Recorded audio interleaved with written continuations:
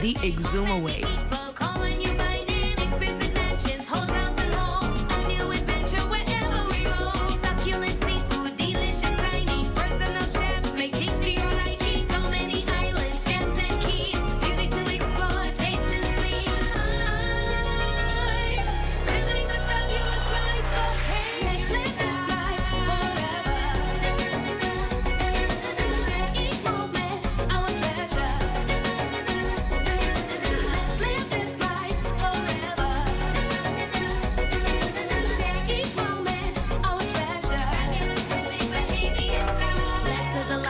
Movies and magazines. Get a taste of the islands, enjoy everything. Embark on a journey. At the House of Assembly, I'm Lakush Lapinder. This is ZNS.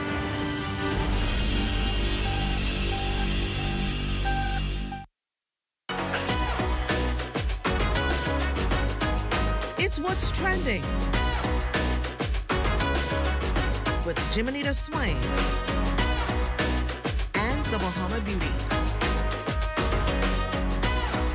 at the Broadcasting Corporation of the Bahamas from Studio A.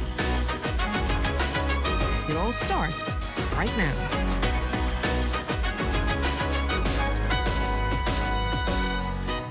It's almost the weekend, baby, but today marks the last show of the week.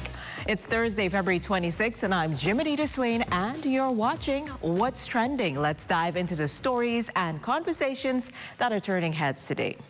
Get ready to thrive solo. We're talking passport stamps, peace of mind, and pure main character energy. It's all about taking yourself on the ultimate adventure.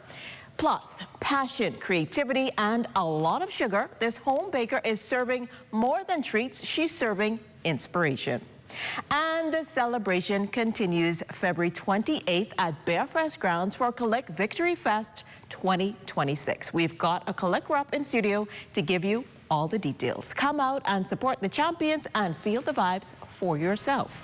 Don't go anywhere. More insights and surprises are coming up on What's Trending. Stay with us.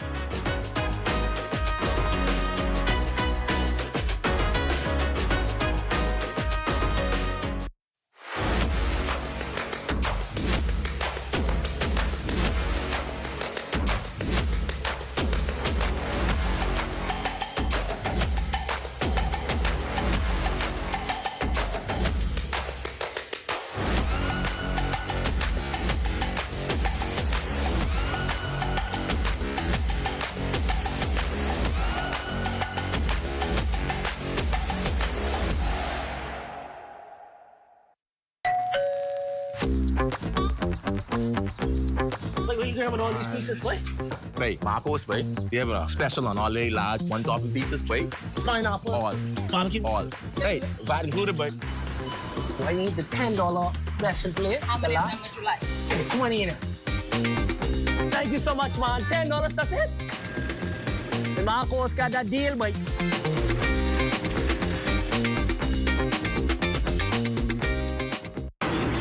Oh, isn't that nice? Wait, you missed it?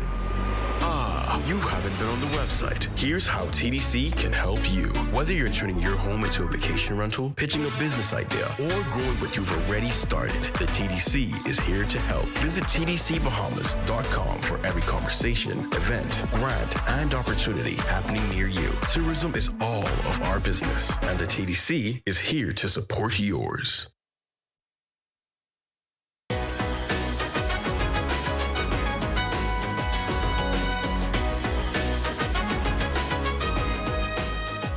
Welcome back. It's time to embrace yourself and adventures and your own main character energy.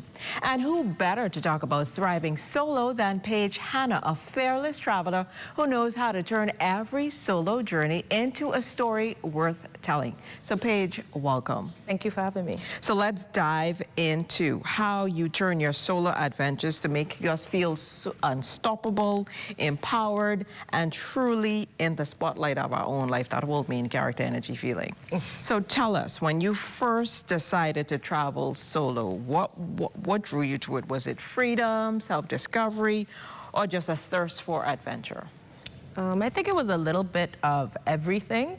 From a child, I've always traveled and branched out a little bit, you know, from dance exchanges to Tennessee and Chicago to missions trips to Grenada and St. Martin. And so as I got older, I just thought, you know, there are places that I want to see, so why not grab life by the horns and just go ahead and see it?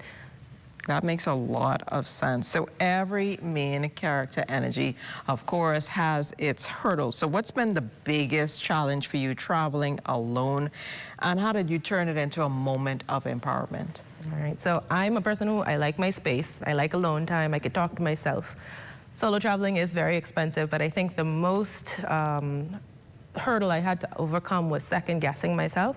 Okay. I would make all the plans, I'll do all the arrangements, and then someone would be like, you know, that place is a little racist, right? Or, you know, there's protests a lot in this area, right? And so then I start to think, well, did I make the right choice? Is this, you know, is it gonna be too dangerous for me to go on my own? But it gives you a chance to really think within yourself and be able to use discernment. So maybe not stay out too late and maybe see an alley that's not the way that you go. And so it gives you an opportunity to make better decisions for yourself. And we know that solo travel can sometimes feel intimidating as well. So how do you fully lean into this main character energy that we've been talking about while navigating unfamiliar spaces or places? I would say to have confidence, so act like you belong there. Yeah. Something that I do is I'm Apple girly, so I plug in my earphones, I put the map on my phone, and I don't look at my phone, and I just walk around like I know where I'm going, even though the map is telling me where to go. And so once you move with a certain confidence, people think you belong there. They don't look at you as tourists, and so you warn off some people that may, you know, bother you otherwise, but just work and walk with confidence and act like you belong. I like that. That makes a lot of sense. So for someone who's never traveled alone, what are your top 2 to 3 tips that make the experience safe, fun, and also unforgettable? All right, well, safety, I would say definitely plan. Even if you are a go-with-the-flow type of person, you just have to navigate a little bit differently. They're a bit different and additional risk when you travel by yourself, and so you just want to know where you're going. So you plan, you be cautious, but be open-minded. And this last one, it sounds a little weird, but I'd say collect human souvenirs. So what I mean by that is everywhere that I go, I would meet somebody, we'd chat up for a little while, I'll exchange Instagrams with them, and now I have a friend in Ireland for life. I have a friend in London for life, and so I am experiencing, like the internet has made the world a smaller place, and by collecting those human souvenirs, I've been able to keep in touch with people from around the world. And obviously, if we were following you as the lead in your own movie, what's a daily ritual, a small action that screams main character energy on the road? So as cliche as this sounds, just romanticize your life. You know, take those small moments and make them into cutesy little like opportunities. And so even if you're grabbing a coffee just in your hotel room, take it on the balcony. If you're, you know, look up at the sky and you know like how it does those waves in the sky, like perfect opportunity to just look up and say, wow, look how beautiful this is. Just romanticize your life and be able to live in the moment. And say, I get to do this. Yeah, I get to do this, right. Oh, wow, that's awesome. Well, thank you so much for sharing your solo journey and adventures, and of course, your insights with us today. It's definitely been a pleasure chatting with you today. Thanks for having me. Well, also let listeners, whether it's a weekend getaway or a cross-country trip, remember embracing your own company isn't just about being alone. It's about thriving as the main character in your story. More What's Trending to come.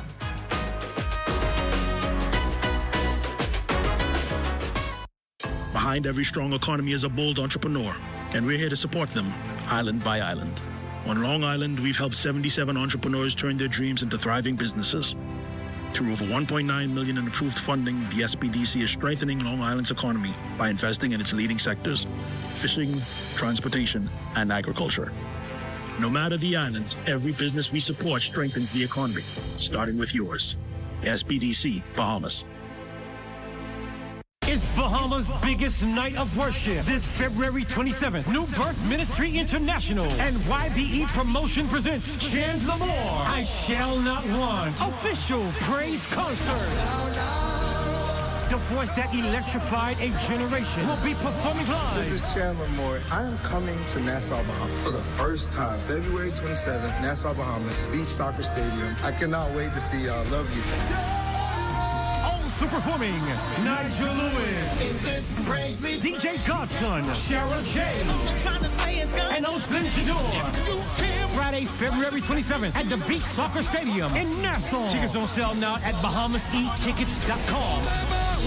Sponsored by Embrace Resort in Danielle Key, Exuma, Bahamas, Inspiration 107.9, Zaymar.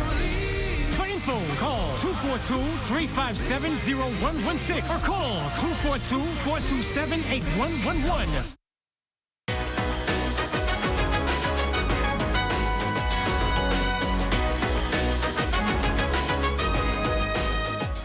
We're diving into a world of sweet creations today. With us is local home baker Rosanna Pratt, who's taking her love for baking and turning it into a thriving business. Rosanna, welcome to What's Trending. Thank you so much. It's so great to have you here with us. So tell us, how did you first fall in love with baking? Well, honestly, I fell in love with baking when I was like a very little girl. Okay. My grandmother baked, and I just loved to be around her. And so I would just kind of follow her into the kitchen. And then it grew from there. And as I got older, she would like get me cookbooks. And she would like every month, she would tell me, pick something out of the book. And then I could make it. And she would get all my ingredients. Oh, that's really nice. And so it was like from childhood. Oh, wow. That is really nice. And so with that, I guess, background, what made you decide to turn something you love now into a business? Well, actually, I didn't plan it. What had happened was, it was Teacher's Appreciation was coming around. Okay. And the teacher, I always bake stuff and send it to the school. And so she asked me if I knew how to make guava duff. Okay. And I was like, yeah. And so she told me that she loved that and she would prefer that as a present. And I made her a duff, and I just posted it. And that was it? And then started sharing around, and then people started calling me, and then she shared it around, sorry. and that was it. Everyone was like, what? Yeah, we need some of that duff. So what are some of your signature treats, or what are the ones that people just can't get enough of, the most popular ones? Definitely, well, guava duff, obviously. But I recently started getting into doing cakes. But I always baked cakes, but I mean, you know, decorative. Specialty ones. Right. Okay. And so since I started doing that, the chocolate cake has become very popular. I think it actually may have taken over the duff. Wow. That's how I ended up on this show.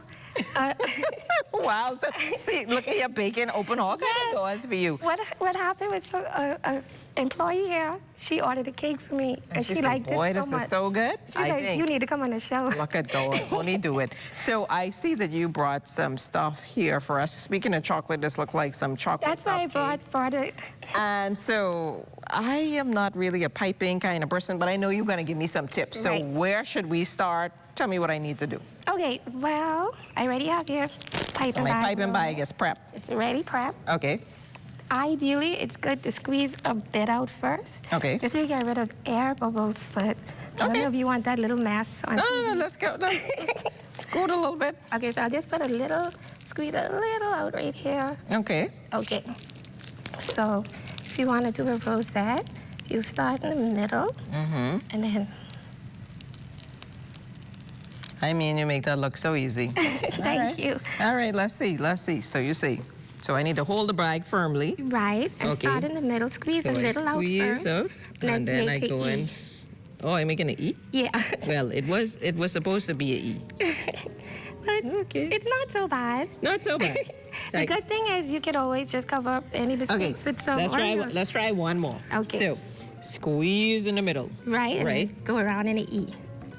Or you could try... And almost like the at sign, though, because you're telling me an E. That's the way I think of it. When I think of the E, I think of like straight and across and across. Oh, okay. I should say a lowercase E. There you go. It's like an egg. Yeah. Okay.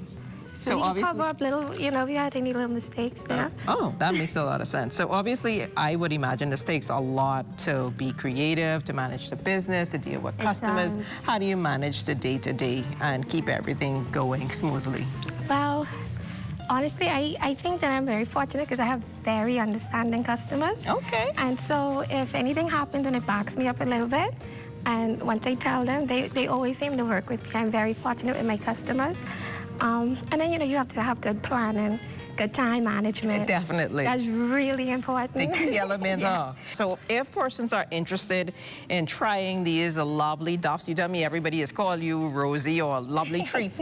Where can they find you, Rosie? Duff with Love, 6th Street, The Grove. All right, so that's, if you're looking for something good, look up Rosie. Well, thank you so much, Rosie, for joining us today and sharing and allowing us to go a little bit on a journey with you to find out how you got here and fill us in with this love for Duff. So thank you so much for joining us today. It was so nice. It was definitely a pleasure. Well, there is definitely more trending coming up after the break. Stay with us. If you would like to be a part of What's Trending, DM us on Instagram at What's Trending on ZNS.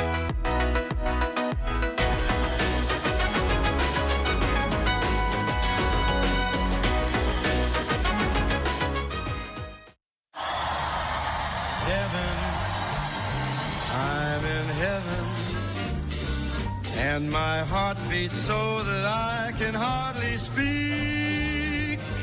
Out together, dancing cheek to cheek. I'm Jordan, by the way. Tom.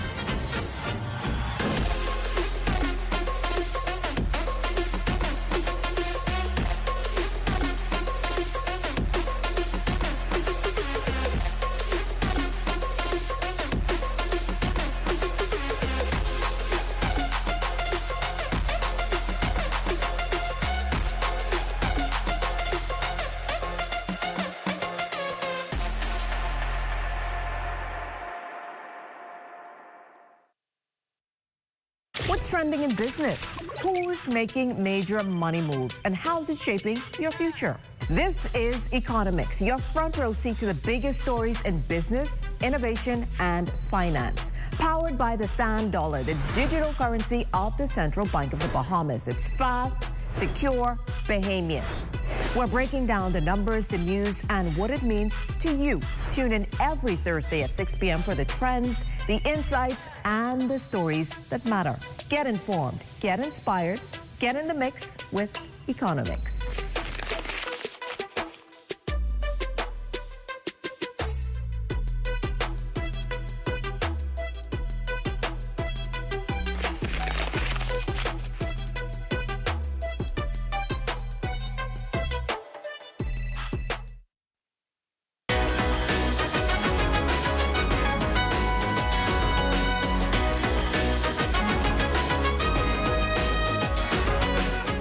The road to victory was loud, colorful, and unforgettable, and now the celebration continues. Kalik Victory Fest 2026 will honor this year's Boxing Day and New Year's Day Junkanoo champions, with all gate proceeds to go to the A category winners, the One Family Junkanoo and Community Organization, and a special Kalik donation supporting B category champs Colors, Entertainment, and Junkanoo Organization.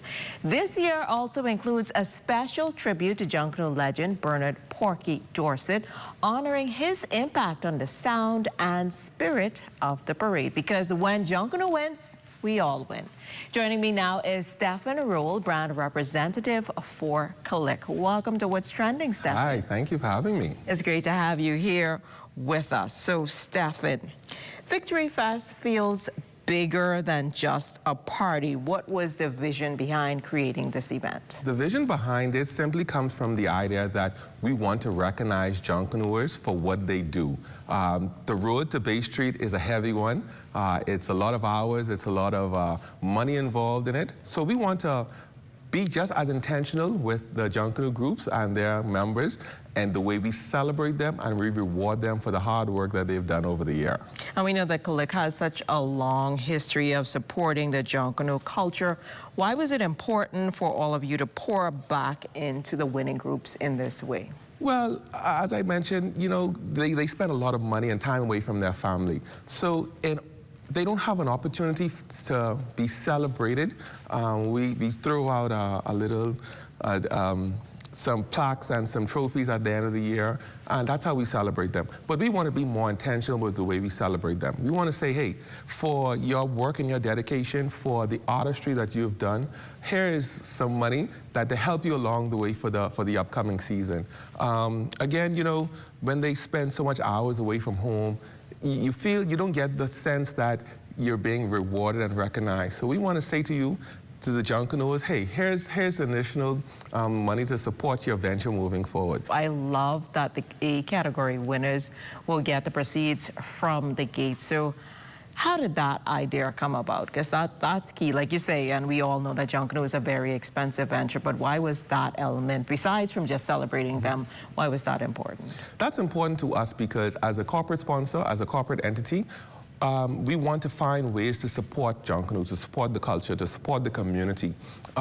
So finding ways where we can bring people out to celebrate with Junkanoo and actually use that initiative and that idea to say, hey, the more people come, the more people you can get, or the more money you can get. So whatever ways we can do to support, we're all for it. And so for fans coming out on February 28, what kind of experience are you building at the Bear Fest grounds? What makes this one different from a typical concert? So this year, we're actually moving from Smuggler Square, a smaller venue, to a larger one. So we have a greater expectation that more people will come out and support One Family and support Colors and support Junkanoo community as a whole.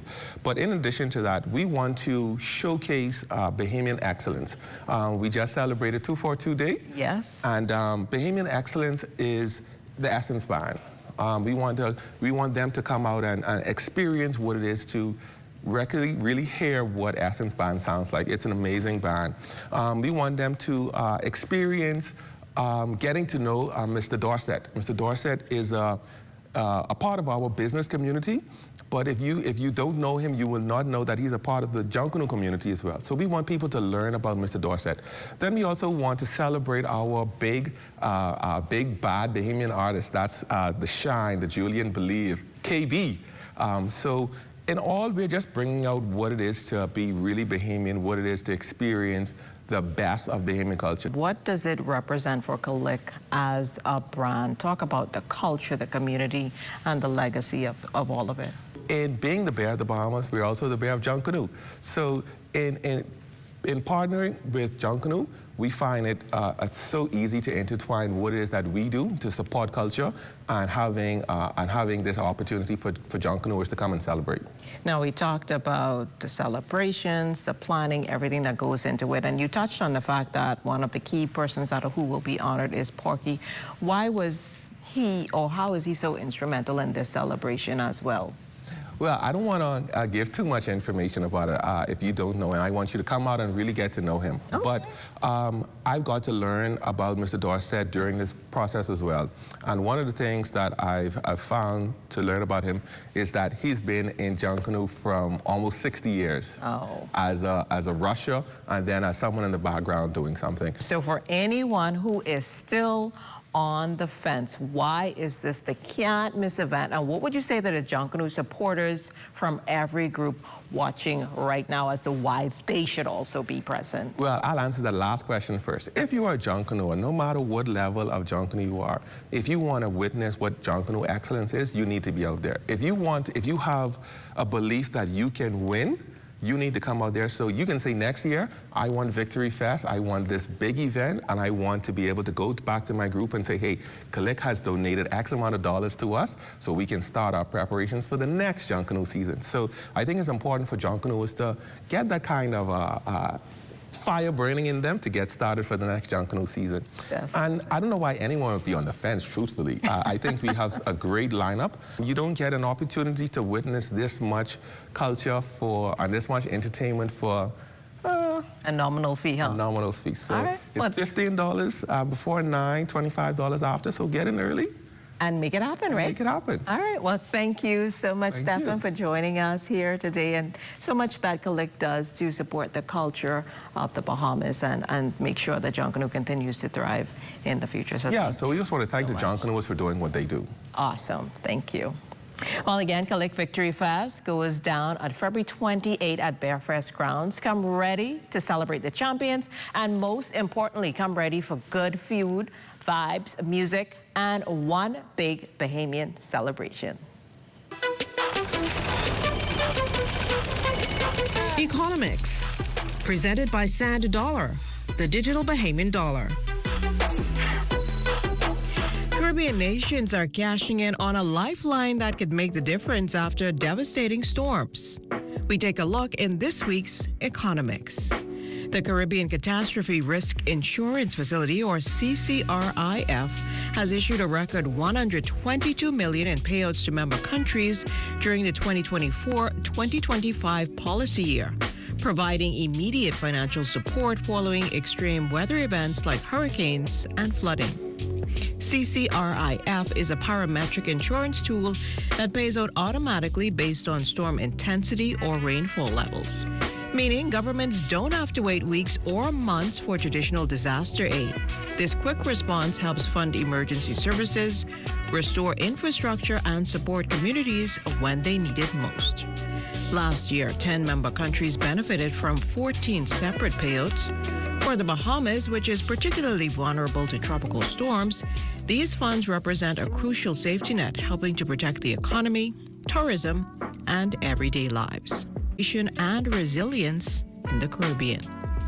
We'll continue to track how these payouts are used on the ground and what they mean for economic stability across the region. That's been your Economics.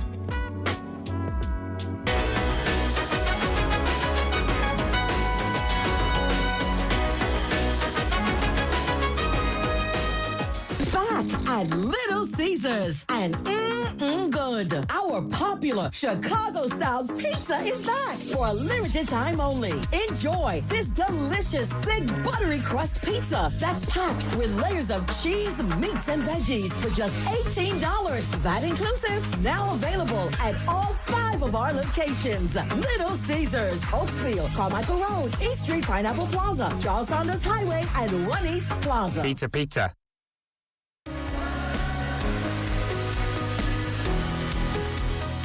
Hi, I'm Brent, Vice President of Retail and Sales here at CBS Bahamas in the Southwest Plaza on Carmichael Road. If you haven't shopped with us before, please give us a chance. We pride ourselves on terrific customer service. Our store is clean, large, we have thousands of products, we're open 7 days a week, and we have a nice, wide, spacious, comfortable layout for you to enjoy. Visit us in the Southwest Plaza on Carmichael Road or shop online at cbsbahamas.com. We'll lead off with this report. This one is a good one to lead off with for Sunday. Your weekend news just got better. Exciting features, good vibes. It's all about the feeling. Hey, I'm Raven, and your Sundays never felt so good. Tune into Northern Service Vibes, where culture meets conversation, every Sunday at 6:30 p.m. only on the ZNS Network.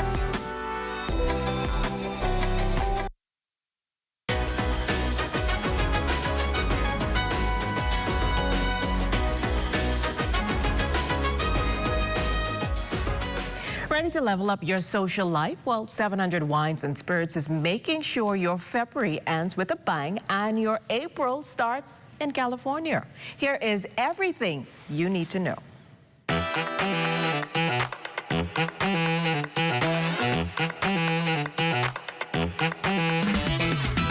First off, clear your schedule for this Saturday, February 28th. The Bearfest grounds are going up for Victory Fest. We're talking a powerhouse of local lineup with KB, Shine 242, Johnny Cake, and Julian Believe all taking the stage. Plus, catch the Essence Band live at 9 p.m. with DJs Tank and Pressure, keeping the collect coal and the energy high all night long. It's the ultimate celebration. Just remember, you've got to be 18 or older to party with them. Now, once you've celebrated the one family's win at Victory Fest, how about winning the trip of a lifetime? Heineken wants to send you and a friend to Coachella. This is the main character moment you've been waiting for. An all-inclusive VIP getaway to Indio, California. We're talking airfare, hotel, and those exclusive VIP festival passes, all on Heineken's tab. To enter, just grab a Heineken 6-pack from any 700 Wines and Spirits location and WhatsApp your receipt to 826-7687 or scan the QR code on your screen. You have until April 2nd to get those entries in because fans have more friends, but Heineken fans go to Coachella. Well, thanks for tuning in, and remember, life's better when it's trending. Stay connected with us on Instagram on What's Trending on ZNS. We'll see you on Monday at 6 p.m. Have a great weekend, everyone.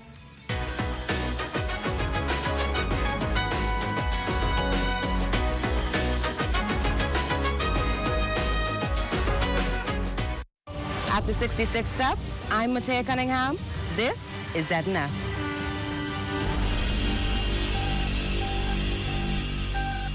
This is the Bahamas Tonight. The Northern Edition has a look at stories making news tonight. The Member of Parliament for West Grand Bahama and Bimini makes a strong case for the proposed Afro-Caribbean Marketplace and Logistics Center. Also, a new digital tool aimed at easing the cost of living is set to roll out nationwide. And labor officials are responding to allegations of unfair treatment of Bahamian workers at the Grand Bahama Shipyard. The Bahamas Tonight Northern Edition starts now.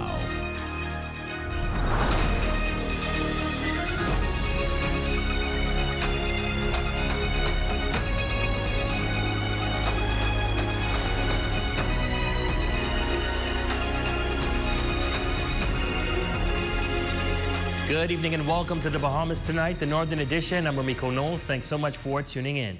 Topping news tonight, Grand Bahama's future took center stage in Parliament as MP for West Grand Bahama and Bimini, Kingsley Smith, made a strong case for the proposed Afro-Caribbean Marketplace and Logistics Hub, calling it a turning point for the island. Sherelle Dames has tonight's top story.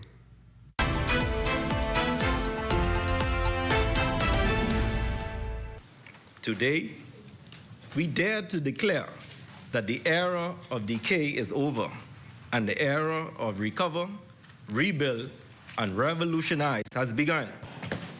That declaration signaling what the administration says is a new chapter for a city long marked by the abandoned International Bazaar and the silent Royal Oasis. MP for West Grand Bahama and Bimini Kingsley Smith describing the proposed development as more than a $50 million investment, but a symbol of restoration.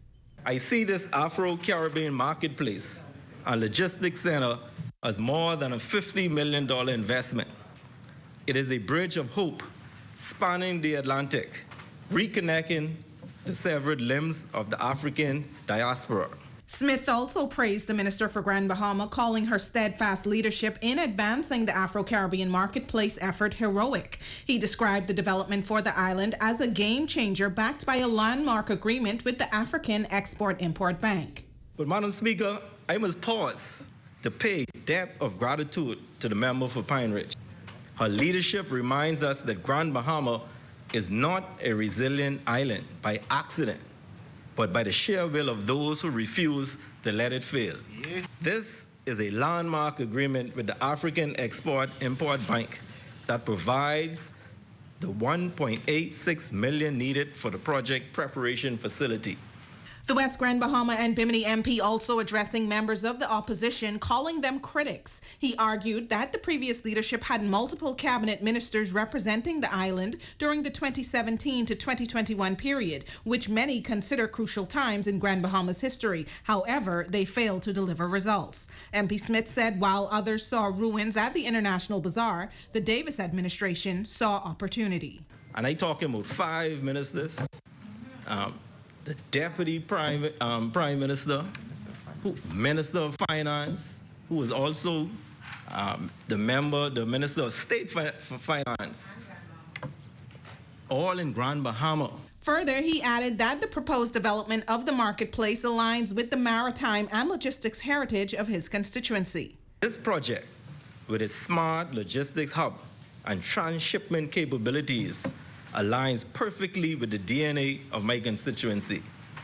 It turns Grand Bahama into the transshipment hub for Africa's export to the Americas, placing the people of West Grand Bahama at the very center of global commerce. The Afro-Caribbean market now moving into its next phase, with government officials calling it a defining step in Grand Bahama's revival and a break from stagnation. The West Grand Bahama and Bimini MP urged his fellow parliamentarians that the time to act is now, saying that if not now, then when? And if not us, then who? For the Bahamas Tonight, the Northern Edition, I'm Sherelle Dane. Thanks, Sherelle. Well, a new digital tool aimed at easing the cost of living is set to roll out nationwide, giving Bahamians the ability to compare prices across multiple stores before they shop. Government officials say the launch of the Price Pal app supports the government's broader strategy to help bring down prices and provide greater transparency for consumers, adding that the Bahamas ranks among the world's most expensive places to live, making access to real-time price information especially critical for households trying to manage rising costs. Speaking during an Office of the Prime Minister press briefing, Senator Randy Roll asserting that the platform will help eliminate situations where shoppers reach the register only to discover they cannot afford their items. Roll also emphasized that the service will be available throughout the Bahamas, including the Family Islands. With Price Pal, gone will be the days when they run into an embarrassing situation. Should I take the milk? Should I put back the cream? Should I grab a loaf of bread? Should I put back a snack for the kids? And so what we see here today is certainly a game changer.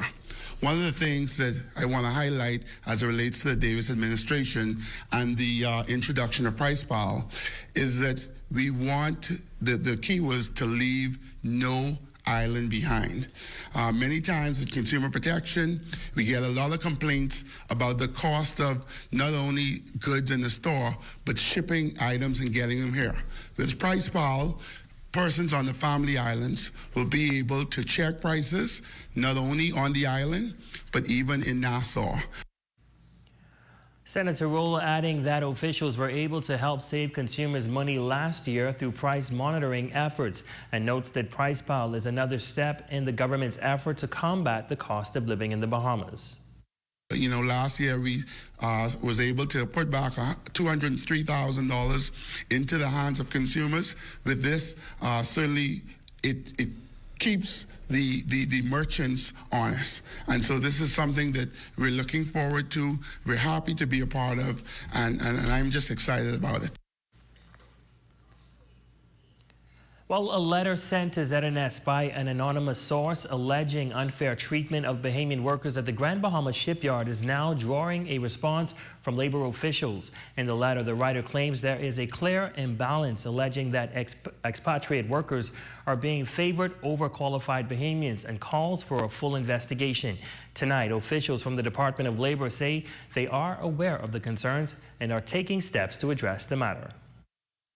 When we get these complaints at the Department of Labor, we conduct investigations to substantiate the complaints, because until the complaints have been substantiated by investigation, they're allegations. A letter sent anonymously to ZNS is raising serious concerns about hiring practices at the Grand Bahama Shipyard. The writer claims more expatriates are holding permanent positions than Bahamians, while many local workers are being subcontracted without benefits. Labor Executive Quinton LaRota, responding to the allegations, says complaints of this nature must be properly verified, adding that the department does take such matters seriously and will review any credible information presented. We are investigating some of those complaints. We've partnered with the union as well, so that we could jointly ensure that all of the workers there, they're treated well and the right thing is done by the Bahamian people. Among the claims, qualified Bahamians being sent home early while expatriate workers remain on shift, and local employees being required to train foreign workers who later replace them.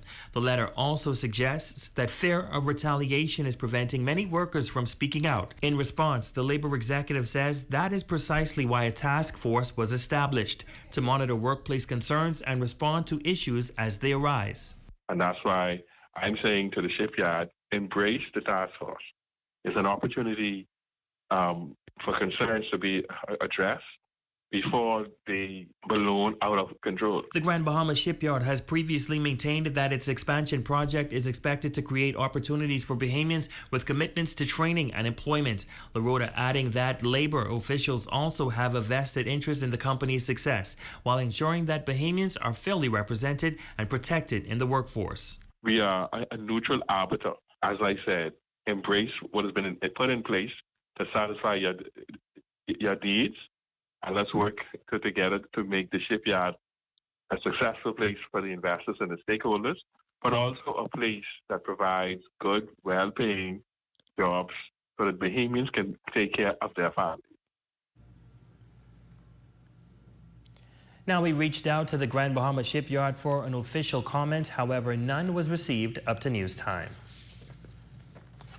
While further easing concerns at the Grand Bahama Shipyard, Minister of Labor and Public Service, the Honorable Pia Glover-Roll, says the government has full control of the situation following issues raised in the House of Assembly. The minister emphasizing that the Davis administration remains firm in its Bahamian First policy, particularly when it comes to employment opportunities. As a result of many complaints that we've gotten regarding the shipyard, we have a dual task force that meets with the Grand Bahama Shipyard on a weekly basis, a joint task force between Immigration, Department of Labor, and we also have an agency by the name of Clear Blue. And of course now the Grand Bahama Shipyard, the union has joined. We are ensuring that the quotas are met. I will go so far as to say there are expatriates whose permits have not been renewed, because we are doing our best to ensure that Bahamians get the first opportunity for employment in the shipyard. Meanwhile, Minister Glover-Roll pointing to the shipyard's apprenticeship program as a key part of the solution, encouraging its expansion to ensure more positions are filled by qualified Bahamians. We do know that the shipyard has a specialized function, and we do take that into consideration as we acknowledge their request for permits. But I want the member for East Grand Bahama to know that the Department of Labor, in collaboration and partnership with the Bahamas Department of Immigration, are in full control of the situation at Grand Bahama Shipyard, and we assure you that we are placing the interests of Bahamian workers first. Well, in other news, a prominent Bahamian attorney is sounding the alarm following the conviction of a man who posed as a lawyer and defrauded several individuals of thousands of dollars. King's Counsel Constance McDonald says while the incident has sparked national outrage, it also serves as a sobering reminder that Bahamians must be vigilant and exercise due diligence when entrusting others with personal and legal matters. Jolanda Thompson-Everest has more in this report. When legal trust is abused, the damage extends far beyond the courtroom. That's a warning from attorney Constance McDonald, who says the recent case involving a man posing as an attorney and conning unsuspecting Bahamians underscores the need for citizens to thoroughly verify credentials before conducting legal business. The Bar Association publishes the names of all attorneys practicing in the Bahamas. So if you want to make sure that the attorney is who he or she said she is, all you have to do is go to the bar website and you can see the list of all the practicing attorneys. McDonald argues that even if an attorney is not publicly listed, a board license can serve as an alternative form of verification. She further contends that if McIntosh clients met with him in an office, they should have looked around the room for a displayed license, as proof of authorization is typically posted. Because I understand he met a lot of persons in the night. Did you go to the office? Did you see? Because, okay, if you come into my office, you will see my credentials on the walls, you know, and then you know that you can't be in an office unless you have in Freeport, unless you have a license from the Port Authority. McDonald notes that within the courts, officials typically know who the legitimate attorneys are. She adds that Freeport is a small community and many residents are shocked that McIntosh was able to get away with it despite dressed in female gowns and wearing makeup. Court documents allege that he conned individuals out of $20,000 and possibly more, to all of which he has pled guilty. As for those affected, McDonald says they may not be able to recover their money. He held himself out to be an attorney, okay? You went and dealt with him on that basis. Your cause of action would be against him because nobody empowered him to do it. You see, so who else would you sue? While stressing the importance of exercise and due diligence, the attorney notes that some people engage in trickery and deceptive practices. However, she points out that in the United States, individuals typically conduct thorough background checks when seeking investors or pursuing business ventures, and she suggested that the same level of caution should be applied to the people of the Bahamas. And they would ask me how I know, because they would ask me, are you the lawyer who the stand up for women's rights? So when they say that, I know they really check you out on Google or whatever platform. But Bahamians need to be able to do that as well, or ought to do it as well. Tonight, the Northern Edition. I'm Jolanda Thompson, Everest.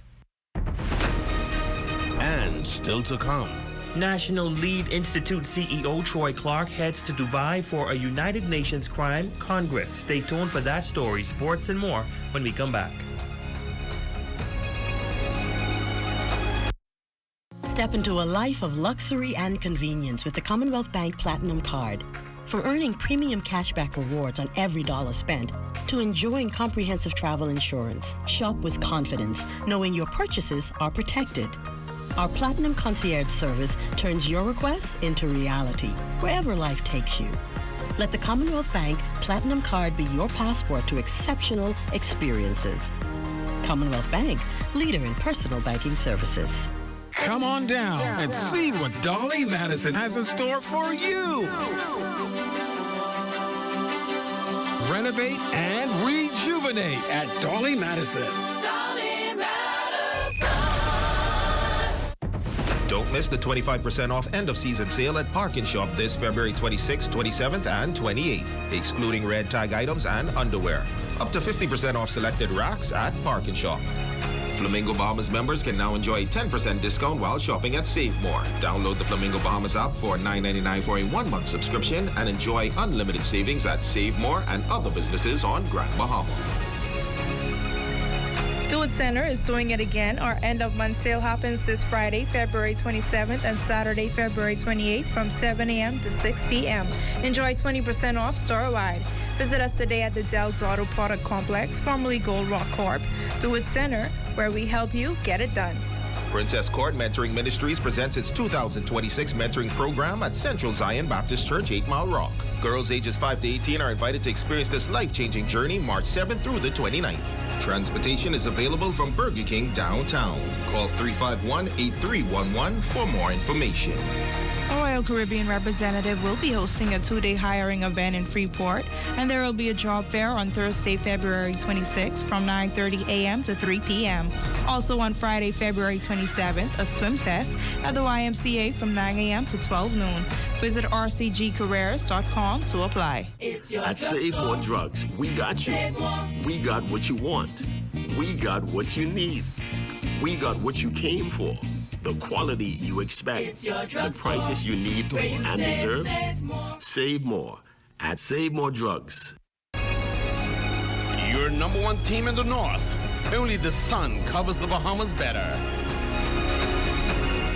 Welcome back. The Bahamas will again be represented on the global stage as Troy Clark, CEO of the National Lead Institute, travels to Dubai for the second time to participate in the United Nations Conference on Drugs and Crime with Focus on Crime Congress. Clark, at the Global Master Trainer, says his role is to bring back cutting-edge strategies in drug demand reduction, prevention, and rehabilitation with a focus on strengthening professional standards here at home. And being UNODC Global Master Trainer in the area of drug demand reduction, I would have to learn what we call new current trends. And that's what the Congress is all about, learning about new intervention, prevention, and rehabilitation practices that are having great impact in different regions of the world. So there's no reason why we here in the Bahamas, who have what I call local people at the global level, cannot utilize what we have learned globally.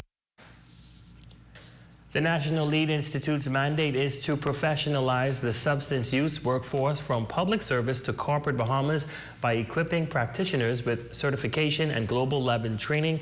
Clark says engaging with world leaders and experts at the UN helps ensure the Bahamas receives culturally sensitive, globally informed solutions without the high cost of sending professionals abroad for training. We want to actually professionalize or equip those who provide services to those individuals who have substance use disorder in a more effective way, so that the costing that individuals will have to do to go away to get the training and the expertise, we can provide that certification training right here locally, so that each one reach one. Well, as the Grand Bahama Port Authority celebrates 70 years since the signing of the Hawksbill Creek Agreement, an accord that laid the foundation for the creation and development of Freeport as a free trade zone in 1955, author Keldra Pender released a timely book last year highlighting the founding fathers whose impact and contributions helped shape the city and continue to be felt today. Pender's book donation event was held at the Sir Jack Hayward Library, a pillar of the community named for one of Freeport's early supporters. The book is called Wally, Jack, and Eddie. I promise you, your son, your daughter, they will thoroughly enjoy it. But not just the young people, those that are young at heart as well, okay? You will learn something new, I promise you. But I just really want, also, like I said, without giving up too much of the information, but it does speak to the contributions of each of these people in a way that kids would understand, but also in a way that adults would also appreciate the message as well. Sarah St. George, chairman of the Grand Bahama Port Authority, and Geneva Rutherford, chairman of the board of directors for the Sir Charles Hayward Library, both noting that the occasion was very touching and uplifting, and that it further contributes to the legacy of learning the library has always represented. It speaks to Freeport's birth from a wilderness to our home, our island. While it touches my heart that it is really going to be explainable, the Hawksbill Creek Agreement, explainable to children, it is very much something that all adults will enjoy the details of it. We salute our Facebook friend of the day, Cleola Martin. Thank you so much for your support, and we hope that you enjoyed your day. And that is a look at stories making news. Shane, what's happening in sports? Night League volleyball is well into the playoff action, plus shockwave flag football is off to the races. All right, sounds exciting. That's coming your way next. Stay tuned. We'll be right back after this break. Here at Island Bedding, we provide Bahamians a local option for factory direct quality sleep products. We have also expanded to include a range of furniture and home accessories. Check out our new living room pieces, including sectional, TV stands, accent tables, and more. Come on down to Island Bedding and feast your eyes on prices you have to see to believe. Located at number 5 Queens Highway, across from Caribbean Veterinarian. Journey to a serene oasis. Relax. Rejuvenate. Renew. Welcome to Renew Day Spa. For appointments, call 352-RENU.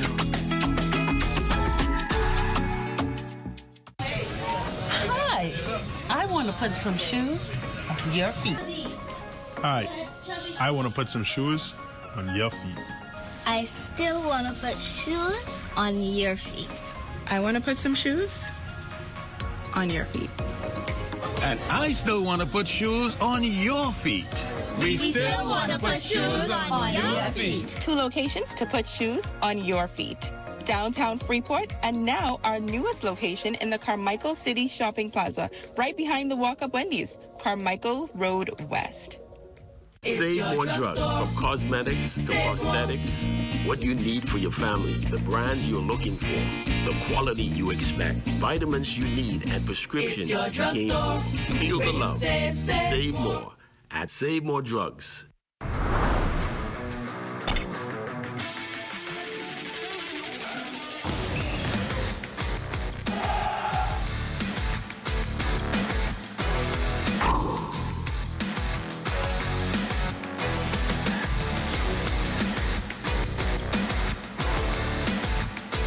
Welcome to the ZNS Total Sports Cave, everyone. I'm Shane Stubbs. The Grand Bahama Volleyball playoffs are officially underway with the Youth in Action Ballers taking a 1-0 series lead over Tech Solutions in co-ed action. We got this win just through all our practices, getting down low, being ready to pick up the dinks that come in fast, and practicing our serve receive on the serves, making sure we hit in the right places and give a good pass to the setter so they could set up a play. Just make sure we zone in on our passing, on serve receive, get a good pass to the setter, and make sure when we set our hitters that they think good, and if they hit it from backcourt, they hit the ball well, giving them good opportunities to score. Tech Solutions held on tight to win the first set 22-20, but the Ballers bounced back in the second set, coasting to a 21-12 W, tying things up at 1 set apiece. It was a very nip-and-tuck third set, but the Ballers eventually prevailed to close things out 17-15 to pick up the 2-1 win. On the women's side, the lady servers needed only 2 sets to take down the PB All-Stars. They win both sets, 25-16 and 25-23. On the gridiron, week 1 of the Shockwave Elite Flag Football League kicking into high gear with a number of close contests playing out. In the junior division, wideout Andrew Evans came away with 7 catches and 2 touchdowns to lead the Blue Marlins over the Baby Hawks 14-12. The Straw Hat Pirates escaped with a narrow win over the Vikings, led by Dalen Hepburn, who came away with 2 interceptions, 1 going for a touchdown. On the senior side, the Warhawks got the W over the Buccaneers 21-14. Quarterback DeMonte Ferguson finished with 3 touchdowns on the day despite a 4-interception outing. And the Grizzlies got by the Rebels 15-14, led by QB LeVar Ward's 2 touchdowns and 7 completions. Closing things out with junior action in the Derek Nesbitt Obie Wilshcombe High School Basketball League. The junior girls played the Tabernacle Falcons, blitzed the Sunland Stingers. Lyrica Russell led the Falcons with 12 points in the 27-5 win. On the junior boys side, the Sister Mary Panthers dimmed the Jockey with Junior Stars 15-5, paced by Martin McGregor, who poured in a team-high 8 points. And the Falcons and Stingers went the distance, but the Falcons prevailed 29-27. Isaiah Francois finished with 9 in the win. Traquan Gordon had a game-high 16 points in the loss for the Stingers. And that's your sports fix this evening. Your local weather forecast is next. I'm Shane Stubbs. Get you all on the rebound. Tonight's weather forecast is brought to you by Royal Star Assurance. 'Cause it's so beautiful.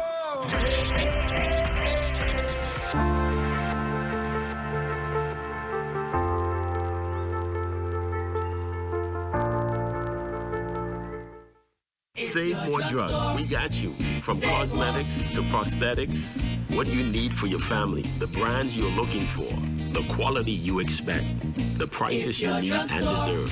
Feel the love. Save more at Save More Drugs. We are the mother of glass for the Bahamas. GB Glass has been in existence for over 50 years. I want to introduce you to some of our new products from Corallo Doors. We have the store front door, we have the front door, and we have the garage door. And GB Glass will be the distributor for the Caribbean, which includes Nassau and all of the other Caribbean islands. We are located on Logwood Road, across the road from the MSC building next to the $2 store.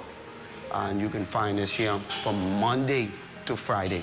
Our phone number here is 242-727-4617 or 242-352-4618 or gbglass at 242@gmail.com or on Facebook.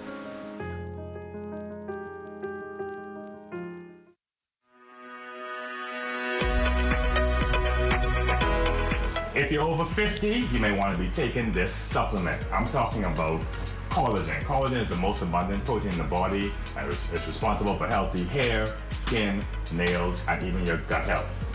Collagen can help to improve skin hydration, which can help to reduce the appearance of fine lines and wrinkles, giving you smoother and more glowing skin. Collagen also helps to support joint comfort and mobility. The amino acid in collagen help to maintain healthy cartilage, ligaments, and tendons, which is key for joint health, especially as you get older.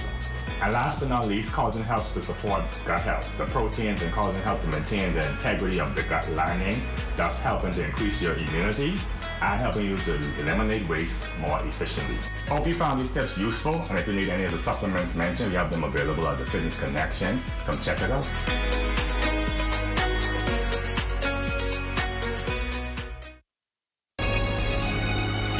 #1 team in the North. Only the sun covers the Bahamas better. And that is going to do it for us here in the North. I'm Ramiko Knowles. I'm Shane Stubbs. Thanks so much for tuning in. The Bahamas Tonight is coming your way next.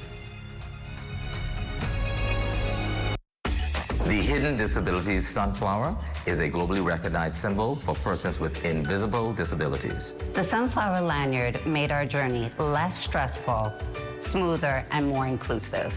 REACH is proud to support the Hidden Sunflower Scheme, which makes the invisible visible. So far, the Nassau Airport Authority and the Nassau Cruise Port are sunflower certified.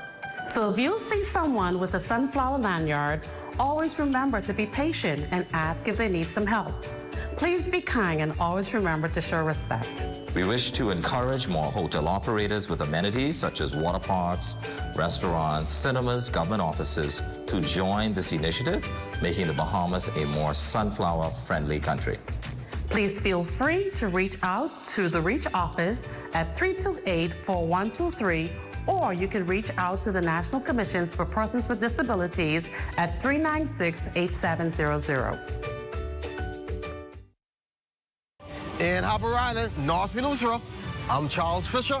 This is ZNS. Coming up in the Bahamas tonight, could a 3,000-plus strong union be on the tipping edge of industrial action? I'll hear why its president is suggesting as much and what the labor minister has to say about it. Plus, find out what big achievement has the Customs Department is celebrating. And addressing the impact of climate change on workers and enterprises, the focus of a hemispheric workshop right here in the Bahamas. The Bahamas Tonight, the National Report, starts now.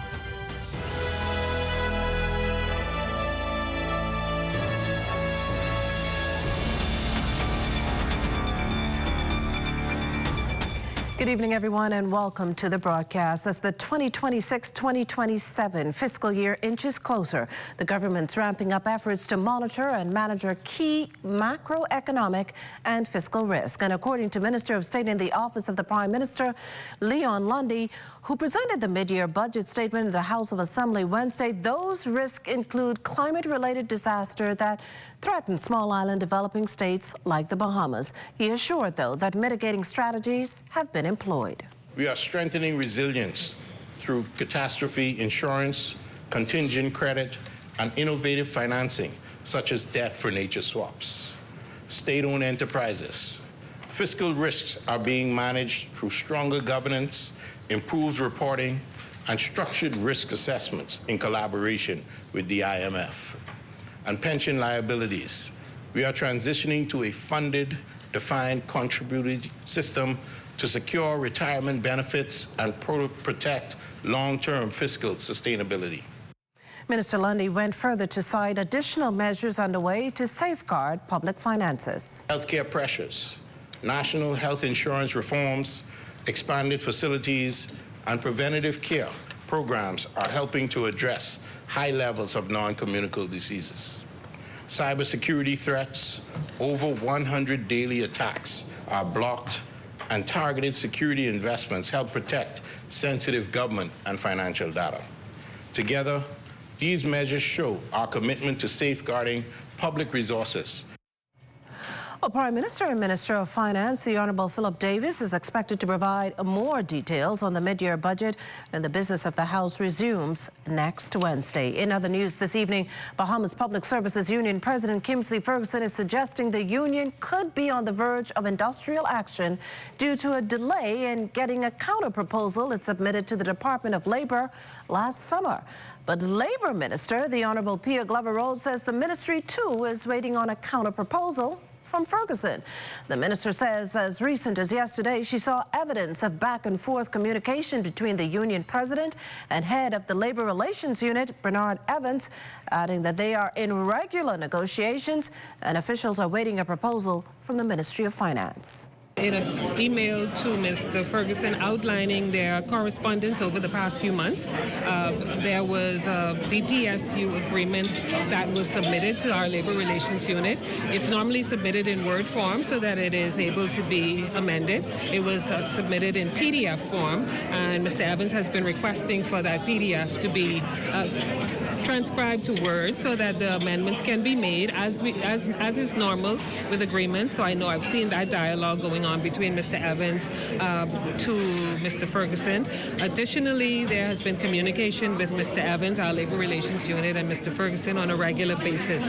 So I know that that is the last communication that I saw just yesterday, unaware of what may have transpired after that email has been sent.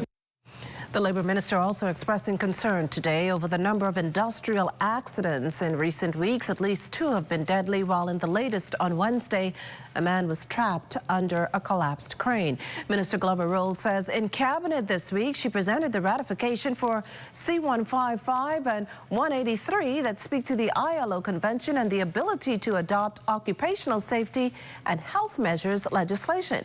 The incidents, she says, are of particular importance as the Department of Labor houses the Occupational Safety and Health Unit. We have inspectors that go on job sites. We have actually, through the OAS, gotten drone technology to learn to how we can assist in remote locations and over our work sites. So very concerned.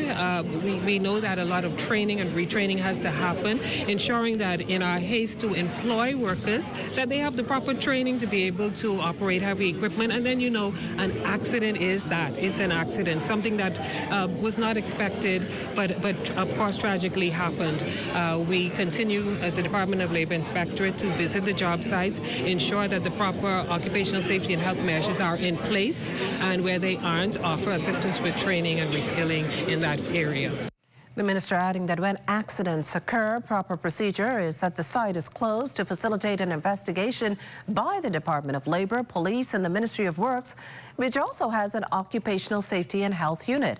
And considering many incidents have involved equipment that may have malfunctioned, Glover Roll says certain protocols should be in place, but by nature, industrial sites are more prone to accidents. Which is why it's so important to ensure that safety protocols are consistently and constantly being observed. It is the job of our inspectorate to not only ensure that these safety measures are in place, but like I said, to ensure that there's training, to ensure that the organization or the company is observing the proper protocols, and where there is not happening, there are fines that are in place. Well, after a full day of high-level talks with regional leaders from the Caribbean community, Prime Minister the Honourable Philip Davis is back in the capital from St. Kitts and Nevis. Briefing reporters today on the key issues and outcomes of those strategic discussions was Press Secretary Keishla Adderley, who says migration took center stage, namely issues surrounding U.S. visas. Many of you may recall that late last year, the Trump administration halted immigrant visa processing from 75 countries, including the Bahamas. The assurance was given by Secretary of State Marco Rubio that the hold on the processing of those documents is just of a nature that has to do with revisiting protocols and making sure that processes are in place, and they're happy with the processes in place in the interest of the U.S. government. And it's nothing more, nothing less than that. Now, Adderley also underscored several other matters that dominated the agenda. They discussed some of the usual matters of cooperation between the two countries, and of course our cooperation in countering crime in this region, including trafficking and the like. Well, coming up, the 2-day OAS workshop on climate change underway. You're watching the Bahamas Tonight, the National Report. That and more in a moment. Imagine a world where every brand knows your name and every store awaits your arrival. Elite shopping, travel where luxury is a lifestyle and every journey feels like home. Dine where every flavor is just for you, every table reserved, and every moment a taste of perfection. Make every big moment even bigger. Experience banking where wealth isn't just managed, it's maximized. Step into a world without limits. Commonwealth Bank, leader in personal banking services. Forget them flower, forget them check. You know it's told me get the respect.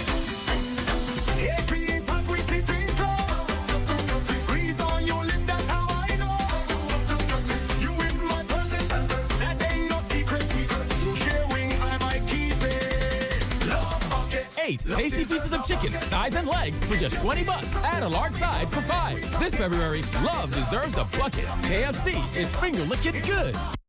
The Ministry of Education and Technical and Vocational Training advises the public that the registration process of the 2026-2027 school year for public school students has commenced. Parents are urged to register their children before the deadline of the 31st of March, 2026. Here's what you'll need: your child's proof of identity, immunization card, their most recent transcript or report card, parents or guardians' proof of identity. Register before the deadline to ensure a seamless transition into the new school year. Don't delay. Register today. Wait, what you grabbing all these pizzas, boy? Wait, Marcos, wait. We have a special on all the large one-topping pizzas, wait. Pineapple. All. Barbecue. All. Hey, VAT included, but. I need the $10 special plate. How many would you like? 20 in it. Thank you so much, man. $10, that's it. The Marcos got that deal, boy.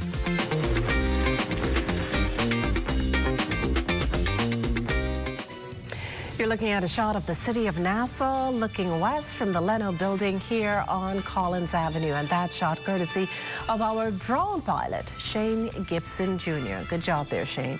Welcome back. Delegates from 28 Organization of America, or OAS, states gather here at the Capitol for a two-day hemispheric workshop, a first of its kind for the organization, addressing climate change. Keynote speaker, Acting Prime Minister, the Honorable Glenys Hanna Martin, says the event reflects the commitment to confront climate change that is altering landscapes and economies and shaping a sustainable future that presents opportunity for citizens. With climate change a looming threat for small island developing states like the Bahamas, Minister Hanna Martin advised attendees to think boldly, collaborate freely, and remain focused on the people whose future decisions made will impact. The central question before us is not whether change will come. It is whether we will be ready to shape that change and direct it toward positive outcomes across all populations in our societies. A just transition, requires that we place people at the center of policy. It demands that economic transformation does not leave workers behind, that vulnerable communities are protected, and that opportunity is expanded rather than restricted. Minister of Labor and Public Service, the Honorable Pia Glover-Roll, says the workshop comes at a time of profound transformation in the world of work. Regionally, she says the impact of climate change, shifting social realities, and technological advancements are changing industries and reshaping how people make a living. The minister says labor ministries are challenged to ensure opportunities are expanded rather than inequality being deepened. It's about workers adapting to new industries. It's about young people preparing for jobs that did not exist a generation ago. It's about communities whose livelihoods depend on sectors that are very rapidly evolving. For our region, this conversation is not theoretical. Climate vulnerability is real. Economic transformation is underway, and our workers are already feeling the shift. A just transition requires that climate ambition and labor protection move together. As we decarbonize, as we digitize, as we modernize, we must also reskill, protect, and include. Well, another cohort of Bahamas Customs trainees complete training. Their graduation ceremony taking place at Bahamas Faith Ministries. Our Lloyd Allen was there. Lloyd? Bahamas Customs and Excise Department now graduating a new slate of officers, 78 to be exact. The ceremony taking place on Thursday at the Bahamas Faith Ministries. Now, standing here with me is Comptroller Ralph Monroe. Ralph, a big day. The Prime Minister was here today as well, celebrating those officers, but also speaking about integrity. How important was that for you? Indeed, it's very important. And you have nothing. It matters not what your academics may be. It matters not what your background may be in terms of other disciplines. You could be an engineer, you can be a lawyer, but if you have no integrity, you have nothing. And so we put our emphasis on it because it's a bedrock of what you're going to be as a customs officer. Officers are now preparing to represent the country, collecting revenue across the country. What is the charge that you've given them? My charge is that they build their career on integrity, but in addition to that, they must be knowledge-based. You must be continuously seeking knowledge. As I mentioned earlier, we're an evolving society. When it comes to trade, that's evolving as well. We are part of the real world. We are no longer a backward country, and we've got goods moving in and out. We also have persons who are involved with transnational crime. They are always challenging us, and we have to be a part of the solution to our hemisphere. As a matter of fact, we have operations like Obat, for instance.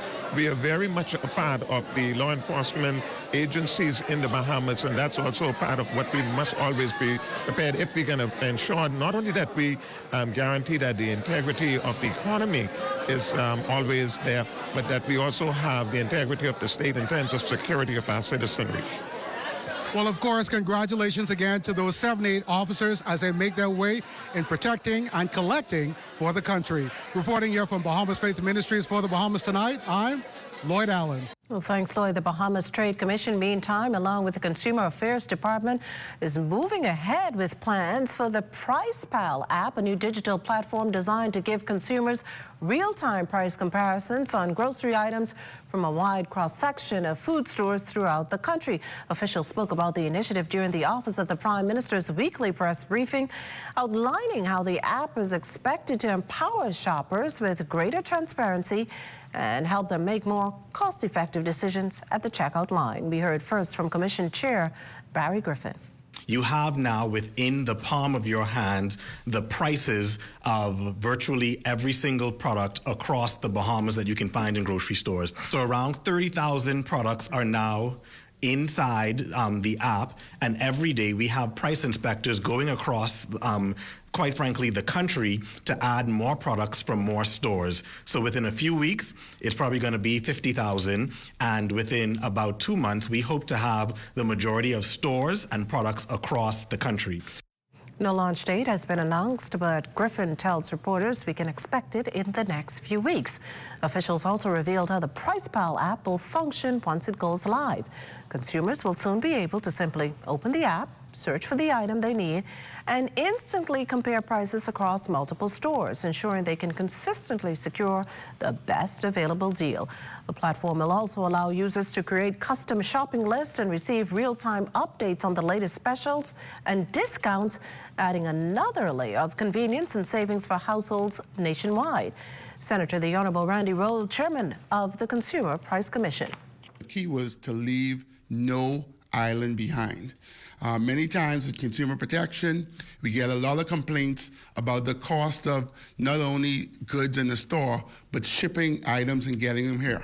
With Price Pal, persons on the family islands will be able to check prices not only on the island, but even in Nassau. And so does it make sense as we put our grocery items together, what we're dealing with versus what we can get from Nassau, looking at the shipping costs. And so persons can now budget even before they order. We're going to cross on over now to news from the police. A Wednesday evening shooting leaves a young man fighting for his life in hospital, but for authorities to close in on the suspect, they need him to provide some crucial information. What they have so far determined is that the 23-year-old man was standing outside a Malcolm Lane home after 8 last evening with gunshot wounds to the upper body. When police arrived on the scene, he had already been rushed to hospital via private vehicle, which officers intercepted on Marlborough Street and escorted. We're told the victim, though seriously wounded, has not cooperated with investigators, leaving police stumped in terms of where the shooting actually occurred and the circumstances surrounding the incident. Well, Adley also underscored several other matters coming on the agenda.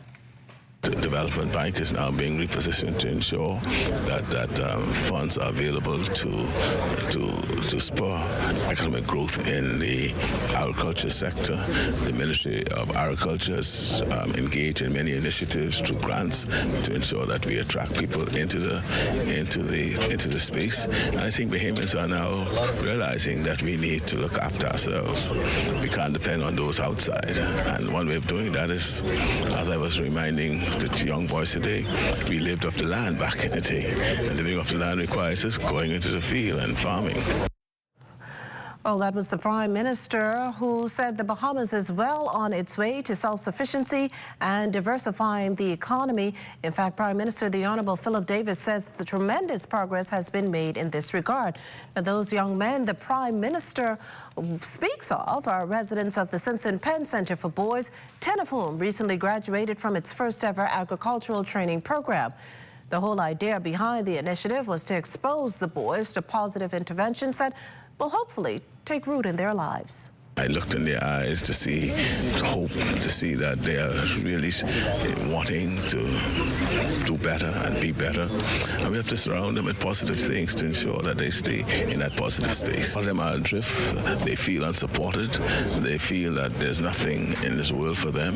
And we have to let them know that we are here for them, that we support them, that we love them, and that we need to be the ones who are encouraging them and leading the way and putting our hands on their shoulders, hugging them at times and leading them along the way and directing their path. This portion of the news is brought to you by Folk Call Smart Pass, the smart way to pay at the pump.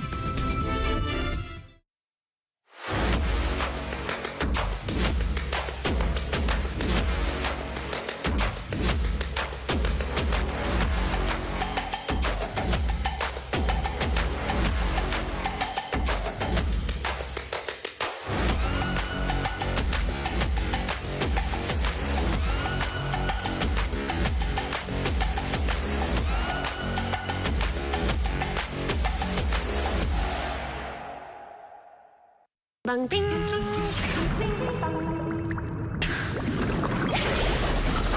Ding bang ding. Ding ding bang. Bang bang bang. Ding bang ding. Ding bang ding. Ding ding bang. Bang bang bang. Ding bang ding. Ding bang ding.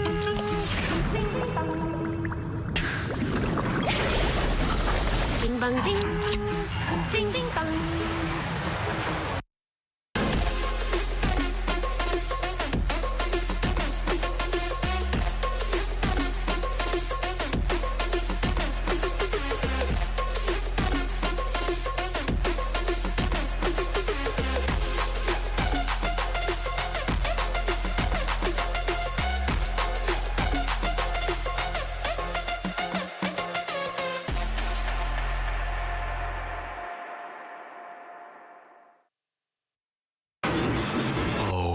Isn't that nice?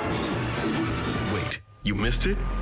Ah, you haven't been on the website. Here's how TDC can help you. Whether you're turning your home into a vacation rental, pitching a business idea, or growing what you've already started, the TDC is here to help. Visit tdcbahamas.com for every conversation, event, grant, and opportunity happening near you. Tourism is all of our business, and the TDC is here to support yours. Introducing the Focal Smart Pass app that helps you to fuel up faster. Here's how it works. Download the app on the App Store or get it on Google Play and create your profile with payment details. Visit your nearest Shell station. Open the app, scan the pump's QR code, select your payment amount, and begin fueling. Say goodbye to cash and cards because the Focal Smart Pass offers secure and convenient payment options right at your fingertips. Download Focal Smart Pass now and fuel up faster today. Back at Little Caesars and good. Our popular Chicago-style pizza is back for a limited time only. Enjoy this delicious, thick, buttery crust pizza that's packed with layers of cheese, meats, and veggies for just $18. That inclusive. Now available at all 5 of our locations. Little Caesars, Oakville, Carmichael Road, East Street, Pineapple Plaza, Charles Saunders Highway, and 1 East Plaza. Pizza.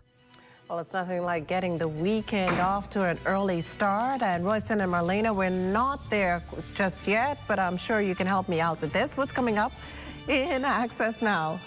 Well, Makushla, Eva Hilton Primary School had their career day today, and I couldn't help but wonder, what did you want to be in primary school? What were some of your other options when you were little? No, that's a good question, because initially I wanted to be a doctor, believe it or not.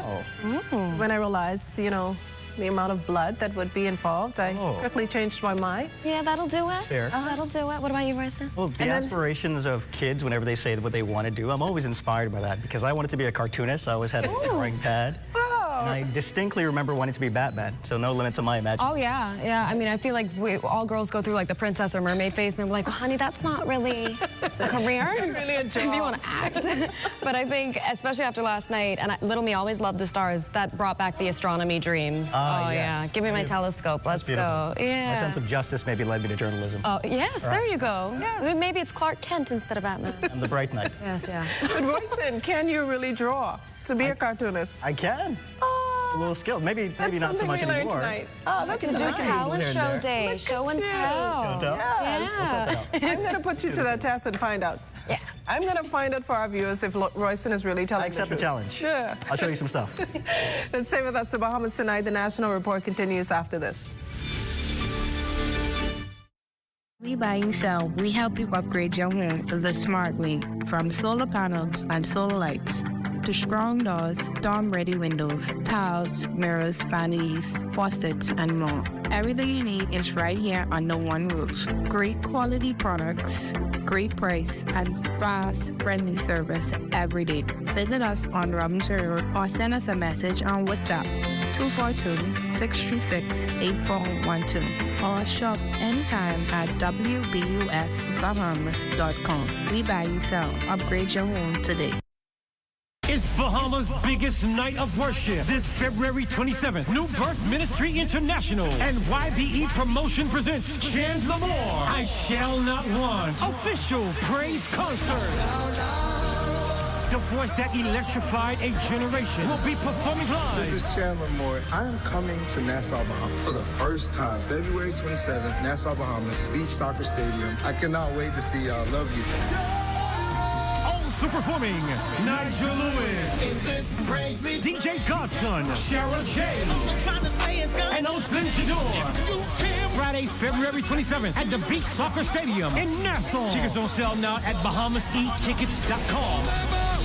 Sponsored by Embrace Resort in Staniel Key, Exuma, Bahamas. Inspiration 107.9, Zaymar. For info, call 242-357-0116 or call 242-427-8111. It's a joy, to help someone who is in need, I'm proud to know that we are able to accommodate them with a hot meal, fresh meal, and a well-balanced meal. A lot of our clients, as you know, it's in the inner city and persons who really include and so much have lost their job. And for whatever reason, 2 months, 3 months, they really don't have anything. You have to have some kind of kindness to do this. The Cabinet Office wishes to advise the general public that daylight savings time will commence on Sunday, the 8th of March at 2 a.m. and will continue until 2 a.m. on Sunday, the 1st of November, 2026. Influenza, or the flu as it is commonly called, is a viral illness that usually occurs between the months October to March. The virus is transmitted from person to person through coughing, sneezing, or talking. Symptoms include fever, cough, headache, runny nose, generalized body aches, and fatigue. There is no specific treatment for the flu, and the symptoms usually dissipate after 3 to 7 days. Because it is caused by a virus, antibiotics are not used to treat the flu.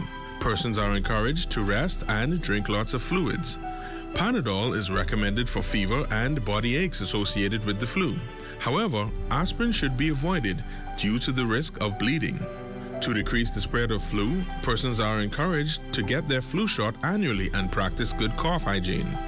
Additional information can be provided by your community clinic or the Health Education Division at the Ministry of Health.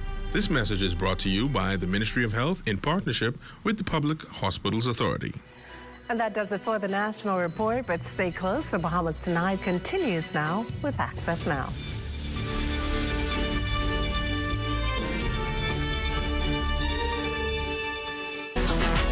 Good to glow, keeping you in the know, keeping you in the know. God, that is good enough to eat and it's good to grow.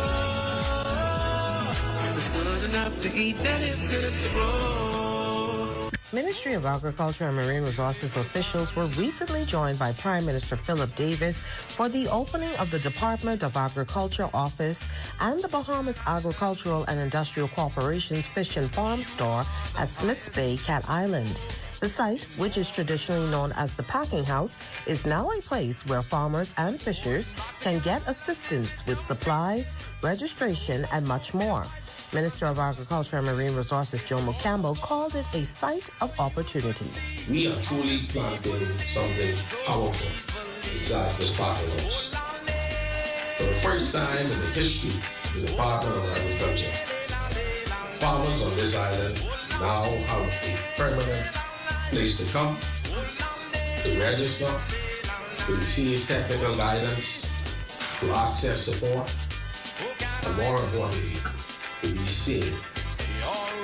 For too long, too many of our family island farmers have had to navigate distance, delay, and difficulty just to get basic services.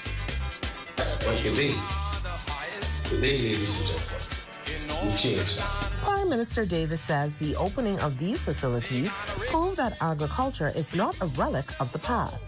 Together, these two facilities enhance food security. We have one place where farmers can register, receive guidance, and access the inputs they need, and one location where government, the IC, and the farming and fishing community operate in coordination. But I want you to understand something. This office and this store do not stand alone. Officials say more fish and farm stores will open on other family islands in the near future. Keeping you in the know with Good to Grow, I'm Kendia Smith.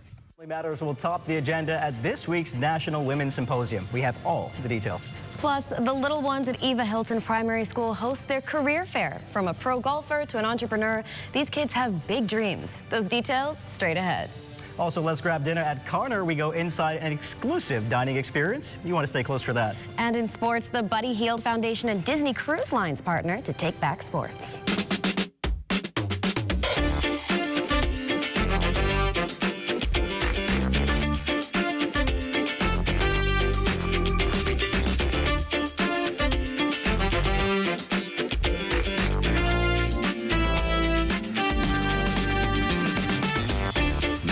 Tonight, Access Now starts now. Good evening, everyone. I'm Royston Jones. And I'm Marlena Leonard. Welcome to the Bahamas Tonight, Access Now. Welcome indeed. Now, last night, after the cameras stopped rolling, we stepped outside with Janae and Dwayne of Event Horizon Experiences, who set up the telescope, calibrated it, and told us to look up. And what a front row seat we got to Jupiter and its moons in all its splendor in the night sky. Not a photo or a screenshot, but the real thing. And what a breathtaking view it was. It was truly a delight to the senses. Their passion and knowledge make an already incredible experience that much more special. Yes. And it's also a reminder that some of the most extraordinary experiences are happening right above us. And with the right guidance, the stars, the constellations, and even safe solar viewings under the right conditions become something memorable and immersive. So a big thank you again to Event Horizon Experiences. We were jumping up and excited like children. So excited. Oh. And if you're curious enough, of course, check out their guided stargazing sessions and the Cosmic Safari happening this Saturday. But for now, let's dive right into the news. The Ministry of Social Services, Information and Broadcasting, in partnership with the Department of Gender and Family Island Affairs and the National Women's Advisory Council, is hosting the National Women's Symposium, which kicks off tomorrow. Under the theme, Ensuring and Strengthening Access to Justice for All, the two-day symposium will bring together professionals from across government, non-government, the private sector, and the religious community to provide free services and expert advice for the entire family. Participants will have access to free legal, medical, and financial guidance, business development support, mental health resources, parenting workshops, and counseling services. Pastor Erica Moxie and Council Chair Attorney Sophia Williams says it's all about empowerment. Just making sure that people understand that you're not alone, that there's stuff out there that can help you. And so please do come, collaborate. Don't just come and show up. Go to the tables, ask persons questions, find out the information that you need, because this is free. In a lot of cases, you're going to have to pay for this same type of information, and it is here free for you. So please do come. We want them to walk away with the tools the information, the next step that they would need to take to make their lives better. We want them to walk away impacted in a positive way. Organizers say domestic violence will be addressed directly and transparently, with attendees hearing from a reformed abuser who's expected to give some insight into prevention and accountability. On that panel, we will have some ASP Wims from the police department, our domestic violence unit. We'll also have Ms. Cleopatra Christie from the Bahamas Crisis Center. And we will have a perpetrator, a reformed perpetrator, who would tell his story and share the services that he received and the turnaround that those services made in his life. So I'm looking forward to hearing his story. I know the story, but every time I hear the story, it enlightens me, and I hope that it does that for the persons who attend. The event kicks off tomorrow at Bahamas Harvest Church at 11 a.m. Marlena? Thanks, Royston.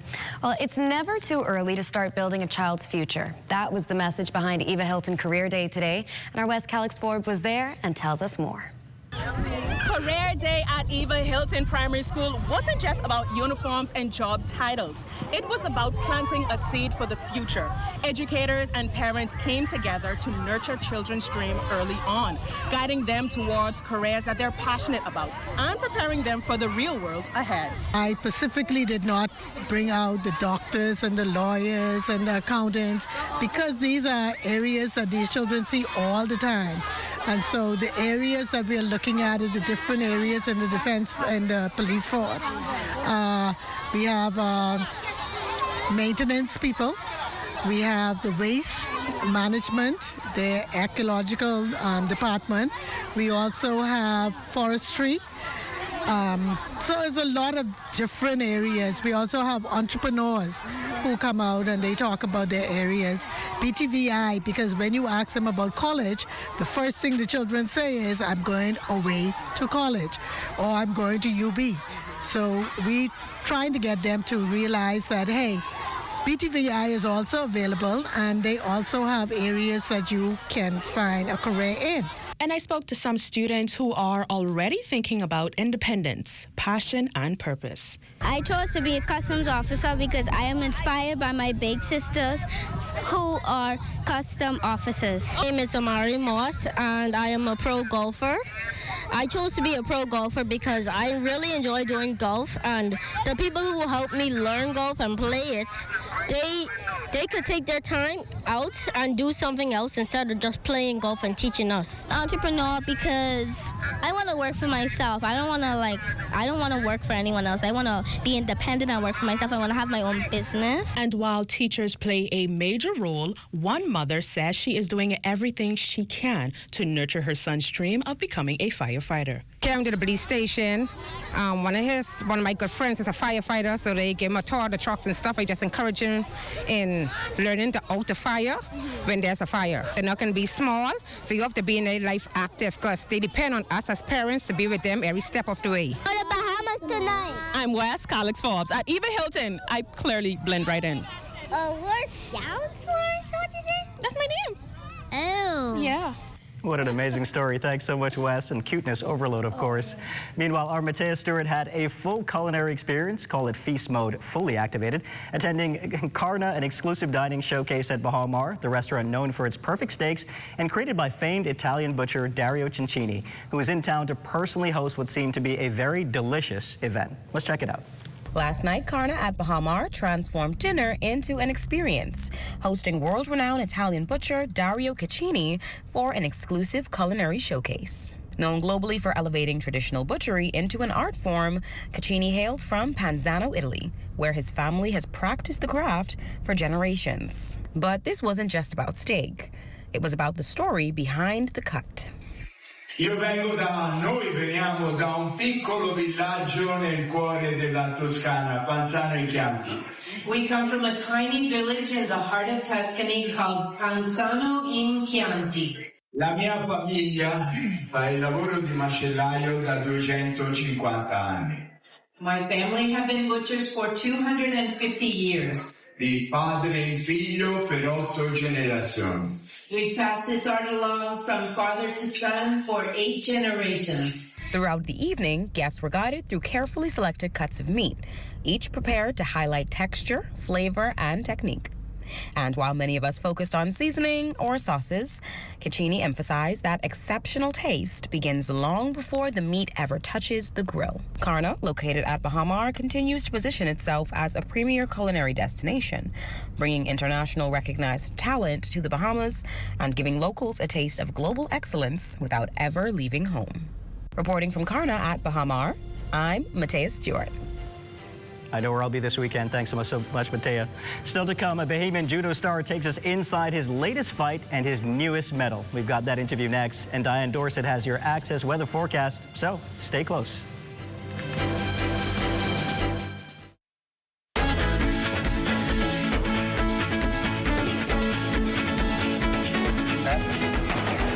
New Providence!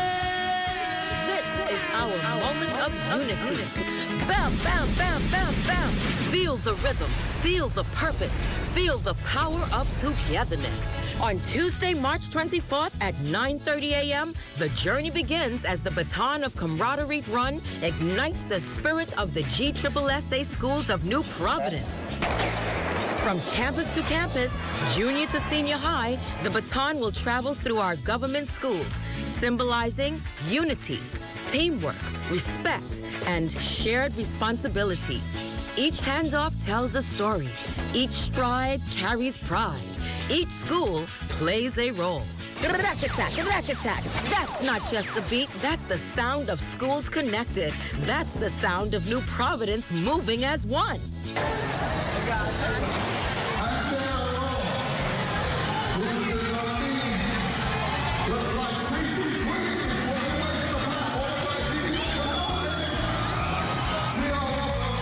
The journey builds, the energy rises, and on Thursday, March 5th, the final exchange will be made to the Minister of Education and Technical and Vocational Training, officially ushering in the opening of the GSSA 2026 Track and Field Championships. This is more than a run, it's a message. It's a movement. It's New Providence standing together for its youth. Baton of camaraderie run, fueling the nation through youth athletics. The road to GSSA 2026 begins here. New Providence, pass it strong, run it proudly, carry it together.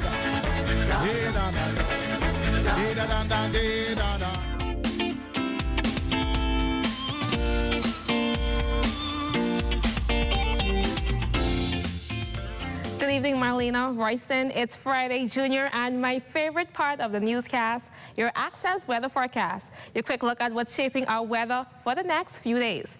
Now, our satellite picture shows another night of clear skies stretching from Grand Bahama in the north all the way down to Inagua in the south. That means we're in for another cool night, though not quite as cool as last night when temperatures dipped to 59 degrees. Now, taking a look at your boating forecast. In the northwest and central Bahamas tonight, Friday, winds will be southeast at 10 to 15 knots, seas at 2 to 4 feet. We'll experience low tides at 9:30 tonight and again at 10:40 in the morning. For boaters in the southeast Bahamas, winds will be easterly at 15 to 20 knots, seas at 4 to 7 feet, and small craft operators are advised to exercise caution. For boaters in the northwest Bahamas on Saturday, winds will be light and variable, seas at 2 to 4 feet. There'll be a low tide at 11:37 in the morning, followed by a high tide at 5:29 that evening. And finally, for boaters in the central and southeast Bahamas on Saturday, winds will be southeast at 10 to 15 knots, seas at 2 to 4 feet, with that boater advisory lifted. It's time now for your international temperatures, brought to you by Royal Star Assurance.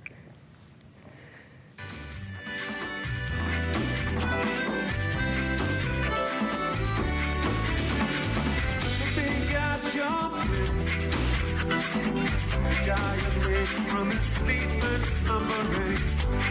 Try to look around and smile. He said, Ambrosians, we don't have much time. Purification and the realization. History of the night. Your international temperatures brought to you by Royal Star Assurance, and that wraps up your Access weather forecast. Royston, Marlena. Thanks so much, Diane. It's time now to learn more about safer internet usage in tonight's BTC Connection.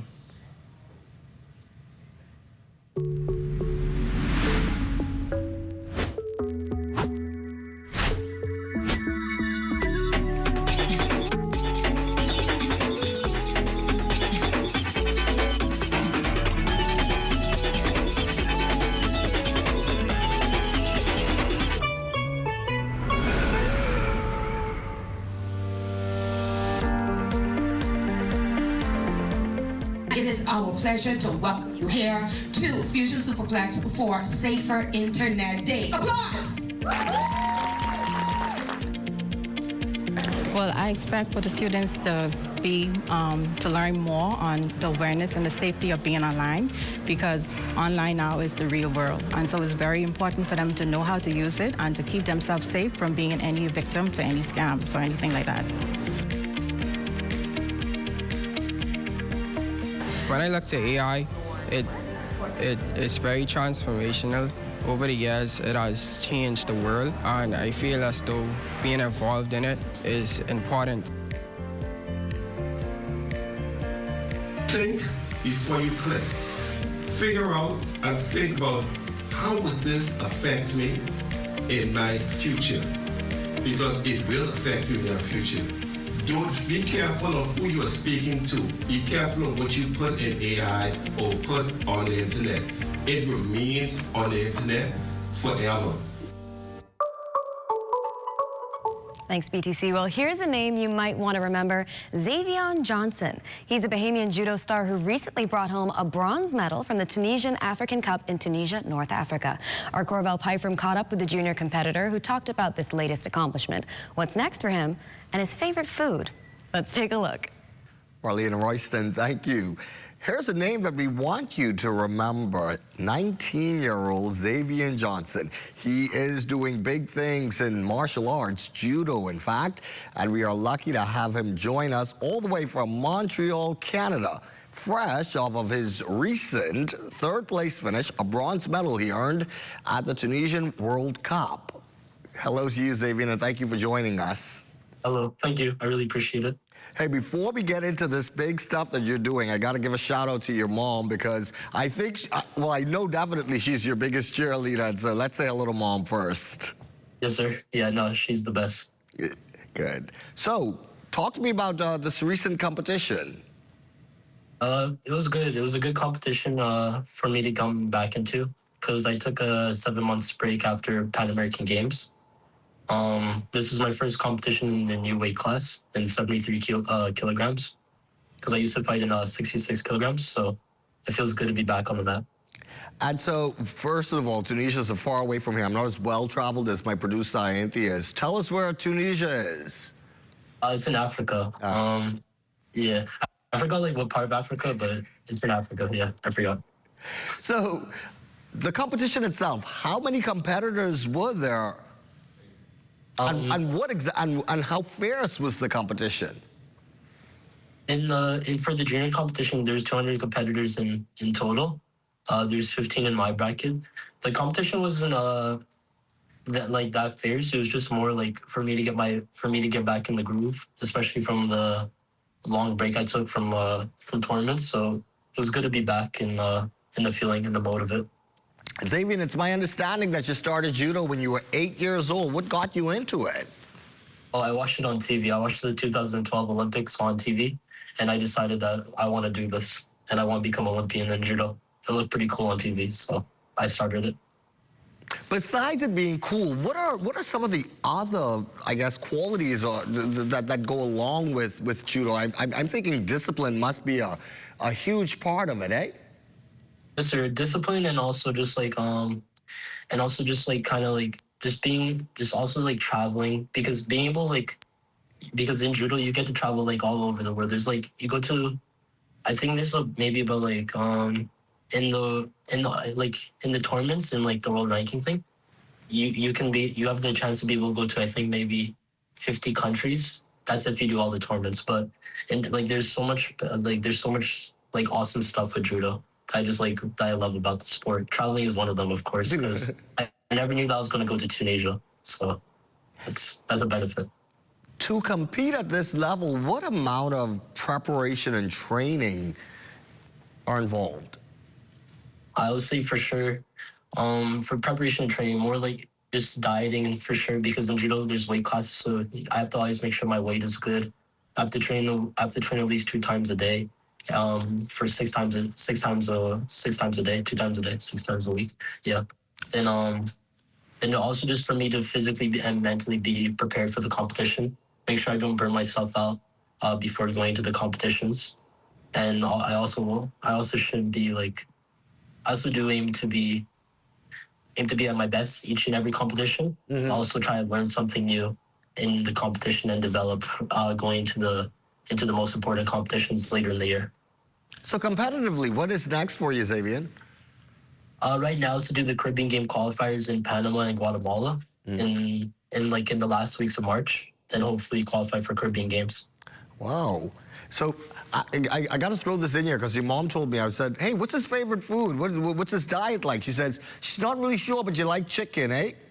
No. No? No? Did you set me up? I mean, I don't know.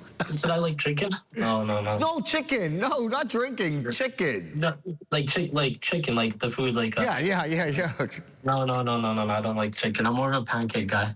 All right. A lot of carbs. Cool. So your next competition happens when? In March 22nd in Panama. Show us the bling. We haven't seen it. You got to raise it up so we can see it. Yeah. Wow, that is what it looks like, and more to come, eh? How many of those you got? I actually don't know. Like, cause I go back home like once a year from Canada, and I just I just put them on my awards. Like my Pan American Games medal. Like I have that hidden, so because that's the most precious one for me.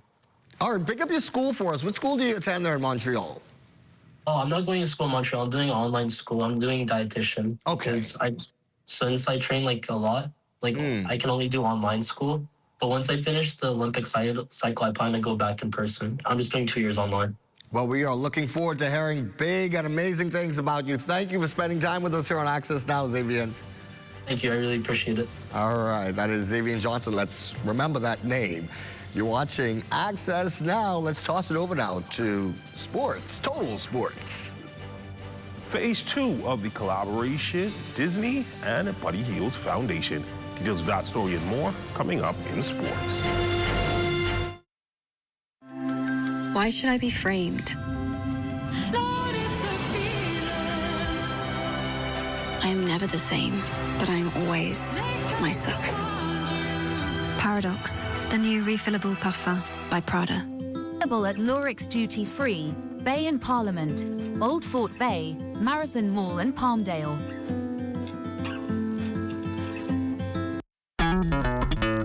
Throughout our lifetime, we must all make decisions. No matter how we choose, the right one just needs to be made. Like having J.S. Johnson Insurance Agents and Brokers as your insurance partner. We've been serving the Bahamas for over 100 years. Whether you need home, motor, marine, or commercial insurance, make the right decision. Call 397-2100 or visit jsjohnson.com. JS Johnson Insurance. Peace of mind. Imagine putting $25 gas in your car, scanning the QR code, and winning a whole cruise and so much more. Well, that could be you with the New Year, New Things promotion happening right now at Rubis. From now until March 27, spend $25 or more in fuel and win one of our amazing prizes, such as $500 worth of Rubis gift cards, Fidelity prepaid Visa cards, BPL vouchers, a 3-night stay at the Margaritaville Hotel, a PS5, and we'll be sending a lucky person on a cruise. I can't wait to see what you win. It's New Year, New Things with Rubis. Don't forget, spend $25 or more, scan the QR code, fill out the form, upload your receipt, enter, and win.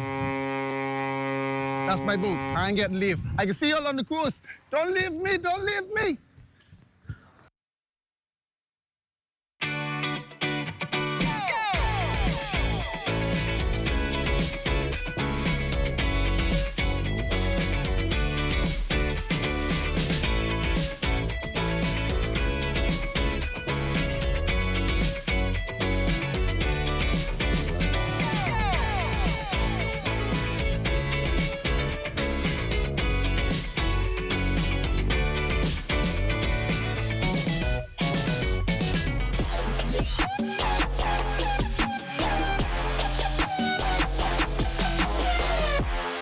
Thursday Sports Check, everyone. I'm Amajal Knowles, topping sports, a collaboration between women basketball star Buddy Hield's Foundation and a major corporate partner set to enter the next phase. This has stakeholders earlier today announcing phase 2 of the Play Project, the partnership with Disney Cruise Line and ESPN's Take Back Sports initiative, which was designed to deepen Disney Cruise Line's commitment to Bahamian youth through new and revitalized play spaces, sports programming, and hands-on community engagement. Phase 2 will build on the impact of last year's successful Eleuthera activations, bringing new opportunities to Eleuthera, Nassau, and Abaco. To see Buddy Hield and his foundation partnered with Disney Cruise Line, with ESPN, to provide facilities for our young Bahamians to have a safe place that they can enhance and develop their skills through the various sporting disciplines, in particular baseball and basketball. Growing up, I remember that we wasn't this fortunate to have the Play Project invest in our schools. I think the best thing that we had was monkey bars that sat outside in front of our schools. So that's pretty much all we had. So this is a good opportunity for our young people, for young Bahamians, to take advantage and to enjoy playing outside. And through phase 2, we are taking a holistic approach, building and upgrading these sports spaces, providing equipment, supporting coaches and educators, establishing programming that sustains impact long after ribbon cuttings. This initiative reflects Disney Cruise Line's nearly 28-year presence in the Bahamas and our ongoing commitment to the communities we call home. And for representatives of Buddy's Foundation, it's all about the basketball superstar's desire to give back to those who were once in the same position he was. On behalf of our founder, Buddy Hield, he's excited to be a part of this project.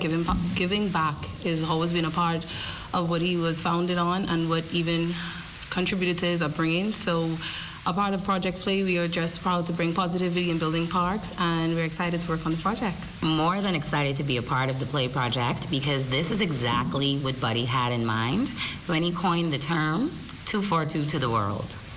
From 2015, we've been hosting basketball camps throughout the Bahamas. And of course, it helps when we have help to make things happen. More from the collab in Friday's Sportscast. So on hoops, but this time here at home, the University of the Bahamas men's basketball team returned to action after a 2-week break with a matchup against the Royal Bahamas Police Force Crime Stoppers in UB Showcase action. First quarter, Kawhi Russell pulls up for the jump shot and got the friendly bounce to stop the Crime Stoppers' 7-zip run. Mingos down 7-2 with 7:25 left in the first quarter. He finished with a team-high 30 points. More from Russell in the first quarter, saw him making a shot from deep to cut the Crime Stoppers' lead to 19-17 with 1:20 left in the first quarter. Shamigo Albury then connected on a 3-pointer to give the Mingos their first lead of the game, 27-25, with 6:01 left in the second quarter. He finished with 16 points in the game. Terrence Higgs made a layup with 1:13 left in the first half, with the Mingos up 42-40. UB led 47-46 at the half. Higgs would finish with 25 points. UB ran away with this one, 104-86. I feel like the play was good on defense. I feel like I could do better and we could do better as a team. And luckily tonight I was making some open shots. We come out 5, we start with 5 today. Just a little short on the roster. The coach showed us we got to go there and bang them guys, be strong. And he talked us up and we hype and get ready to play. I feel like I contributed good on defense, being effort and intensity, and I feel like that's all I had to do. To the collegiate ranks, with it being the final week of conference play in the SEC with March Madness looming, Ole Miss ladies basketball head coach Olette McPhee-McCowan knows the next few games will be crucial as far as seeding is concerned for Selection Sunday. Really excited to, just get back into a normal schedule and get our girls to, this will be my first time seeing them since Sunday's game, so to be able to close out on that game and use the lessons that we have learned, or as a staff we've seen, so that we can apply them for our last 2 games of A stellar performance from one of our young track stars over the weekend, competing in a U.S.-based track meet. Tamara Cumberbatch competing in the girls under 15 1500 meters event at the Speed Capital Caribbean Invitational in Miramar, Florida, would win that event in a time of 5 minutes, 16.43 seconds, lapping the competition in the process. And oh yeah, she's just 11 years old, competing against athletes nearly 3 and 4 years older. Definitely one to keep an eye on. And that's been a look at your sports on this Thursday. I'm Amajal Knowles, signing out until tomorrow.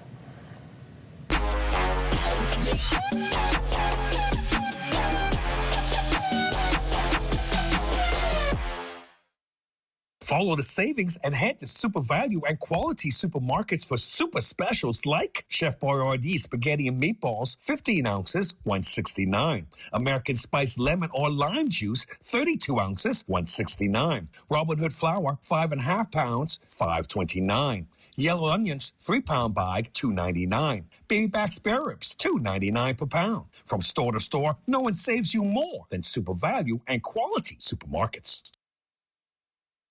Some burgers are simple. The Barbecue Crispy King, this one goes all in. Smoky barbecue sauce, crispy bacon, flame grilled beef, stacked high flavor in every bite.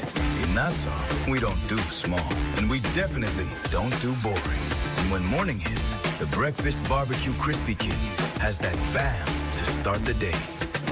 Burger King Nassau, triple down on a big flavor. Here at Solomon's, we don't just believe in great brands. We believe in creating unforgettable memories and celebrating everyday living with you and your family. Every aisle is filled with all you need. A great value with variety and a selection of all your favorite groceries and products. Saving you time and keeping you on a budget. Great food changes everything. Shop at your local Solomon's for food, for family, for you. Come and visit us at Shop Smart, 'cause everything is here. Yes, we have it all for you. Toys, clothing, office supplies, appliances, custom cut blinds, bedding, drapes, and rugs. Come and visit us on Mackey Street, 2 blocks down from Wolf Road. Call us at 698-1052. Shop Smart, at Shop Smart, at Shop Smart. Oh, everything is here. You're looking at an aerial shot of Fort Charlotte. It was built in 1789 and is the largest of the 3 forts found in Nassau. It's time now for some Family Island news, so let's take a trip to Eleuthera. Buckle up and let's go.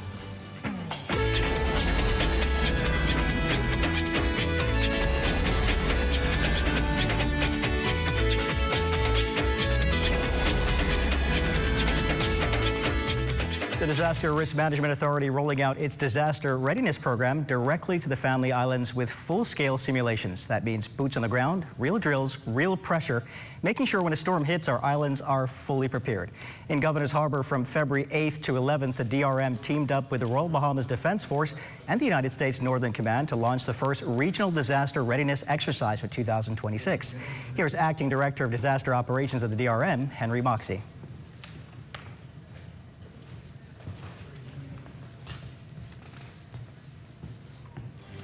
That's going to do it for Access Now for tonight. I know you can't wait for access to entertainment. I know I can't wait. Oh, yeah, and stay tuned for the rundown with Ahmad Rashad Thompson. Good night, everybody.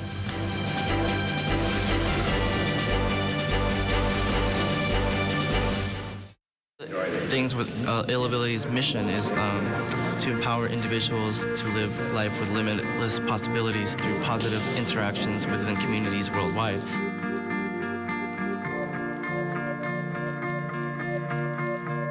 There are many people around the world, able-bodied and differently able, who have doubts, who lack confidence, who aren't sure what they want to do with their lives, or don't think that they can do what they would like to do, what they dream of doing. And we try to show them that if you have a dream and you stop making excuses for yourself as to why you cannot or should not pursue your dream or your passion, there are no limits to what you can achieve. Like when someone sees my dance, I want them to see that message that no matter what obstacles they're faced with, they can always find a way to do it their own way.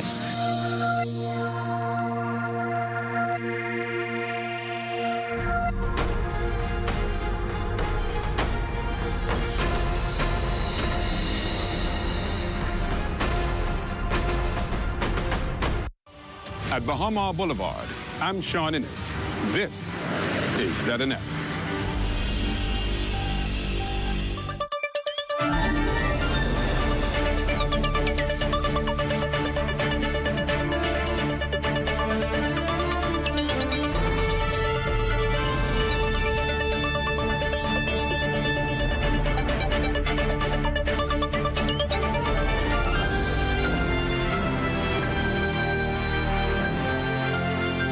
Ladies and gentlemen, boys and girls, leaders from all generations, good evening and welcome to the Rundown on Leadership. This is the place where systems are examined, where standards are raised, where comfort is disrupted, and where the responsibility of leadership is treated as the privilege it truly is. I am your host, Ahmad Shah Thompson, and I'm so excited to be with you tonight. I would like to take this opportunity, as we always do, to express my sincere appreciation for your continued engagement. Your participation each week motivates us to strive for higher standards and enrich our content. The input, enthusiasm, and commitment you bring are integral to the success of this program. This show was developed with thoughtful leaders like you in mind, individuals dedicated to growth and driven by a sense of purpose. We are grateful that you find value in these discussions and look forward to bringing you even more insights throughout the course of this season. Now, before we run it down tonight, allow me to challenge you with something that may reframe how you see your own leadership. Most leaders think transformation requires freedom and autonomy, but it doesn't. Transformation requires constraint. The truth is, constraint does not suffocate leadership, it refines it. Anyone can lead when options are unlimited. Anyone can innovate when there are no guardrails. Anyone can move quickly when no one is watching.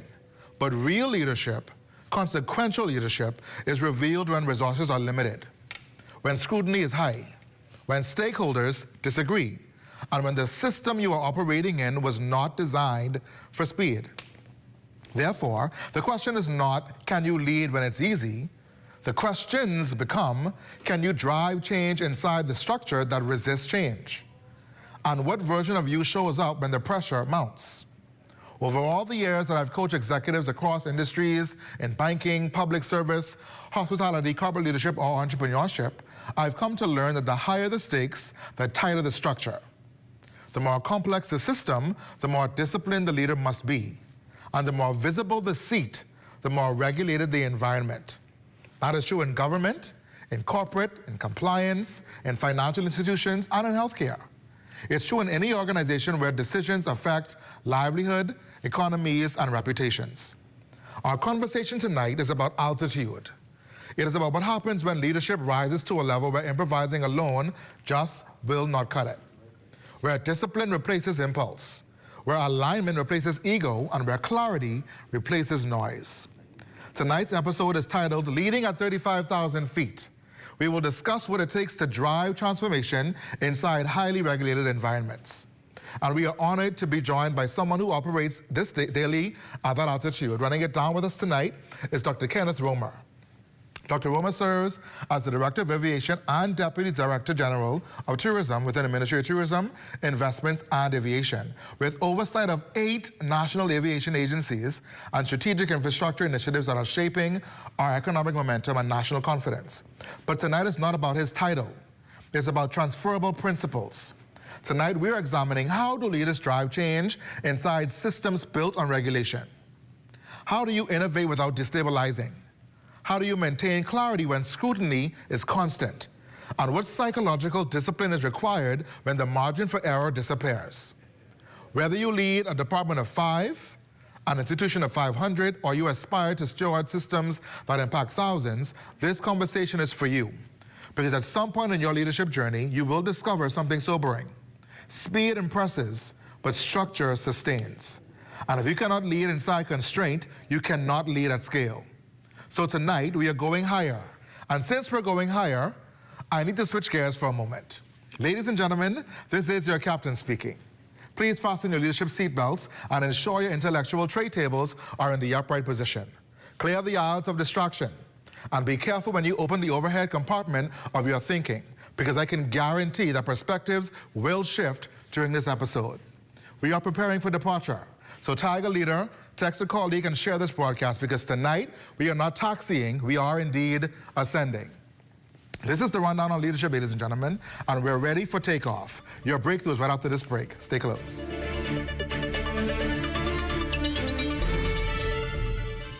It's Bahamas' biggest night of worship. This February 27th, New Birth Ministry International and YBE Promotion presents Chandler Moore, I Shall Not Want, official praise concert.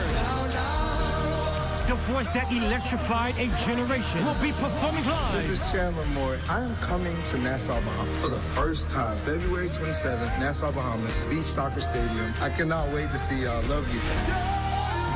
Also performing, Nigel Lewis, DJ Godson, Shara J, and Oslin Jador.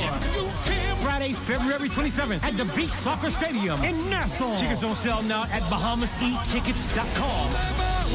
Sponsored by Embrace Resort in Danielle Key, Exuma, Bahamas, Inspiration 107.9, Zaymar. For info, call 242-357-0116 or call 242-427-8111. Behind every strong economy is a bold entrepreneur, and we're here to support them, island by island. Only Lutheran, we've helped 122 entrepreneurs turn their dreams into thriving businesses. Through over $3 million in approved funding, the SPDC is strengthening Eleuthero's economy by investing in its leading sectors: tourism, food and beverage, and agriculture. No matter the island, every business we support strengthens the economy, starting with yours. SPDC, Bahamas. Hi, I'm Desmond Saunders. I want you to tune in to the new Weekend Edition, Saturdays and Sundays at 7 p.m., where we have a whole lot of new stuff for you. All right, so I'll give you a sneak preview. Boldly Bahamians, Sizzle Saturdays, Parliamentary Bench, just to name a few. So buckle up and get ready for the ride. Coming this fall, the new Weekend Edition. Stay close. Only the sun covers the Bahamas better.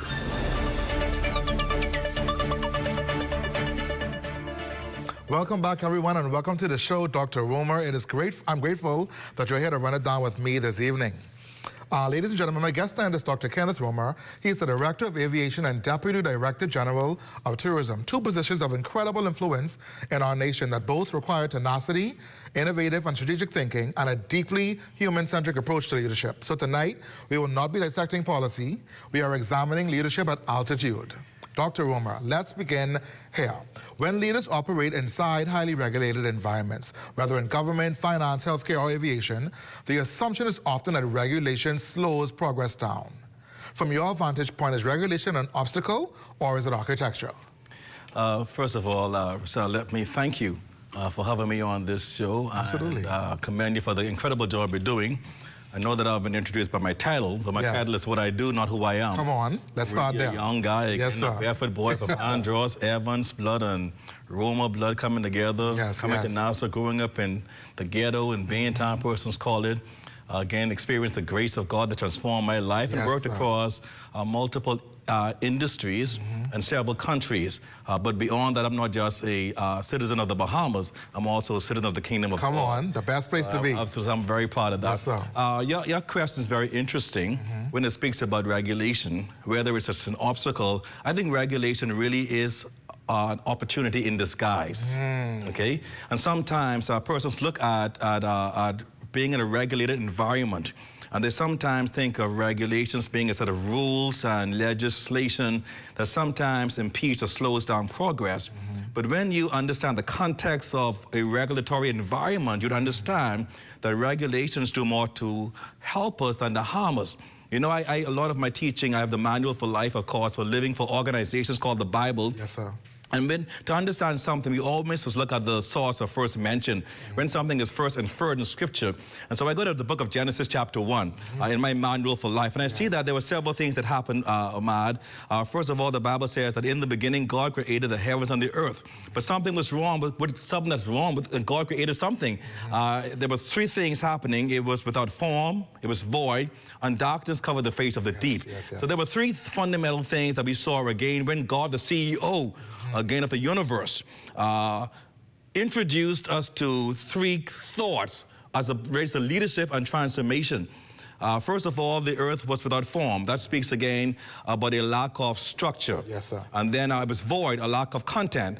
And then darkness covered a lack of clarity. So when I go into organizations, whether it's tourism or hotels or church environments or faith-based, I often sometimes say to them, I can find three things happening. Either your organization lacks structure, content, either it lacks context, not understanding the organizational dynamic, or it lacks clarity. So what was God's solution to these three things?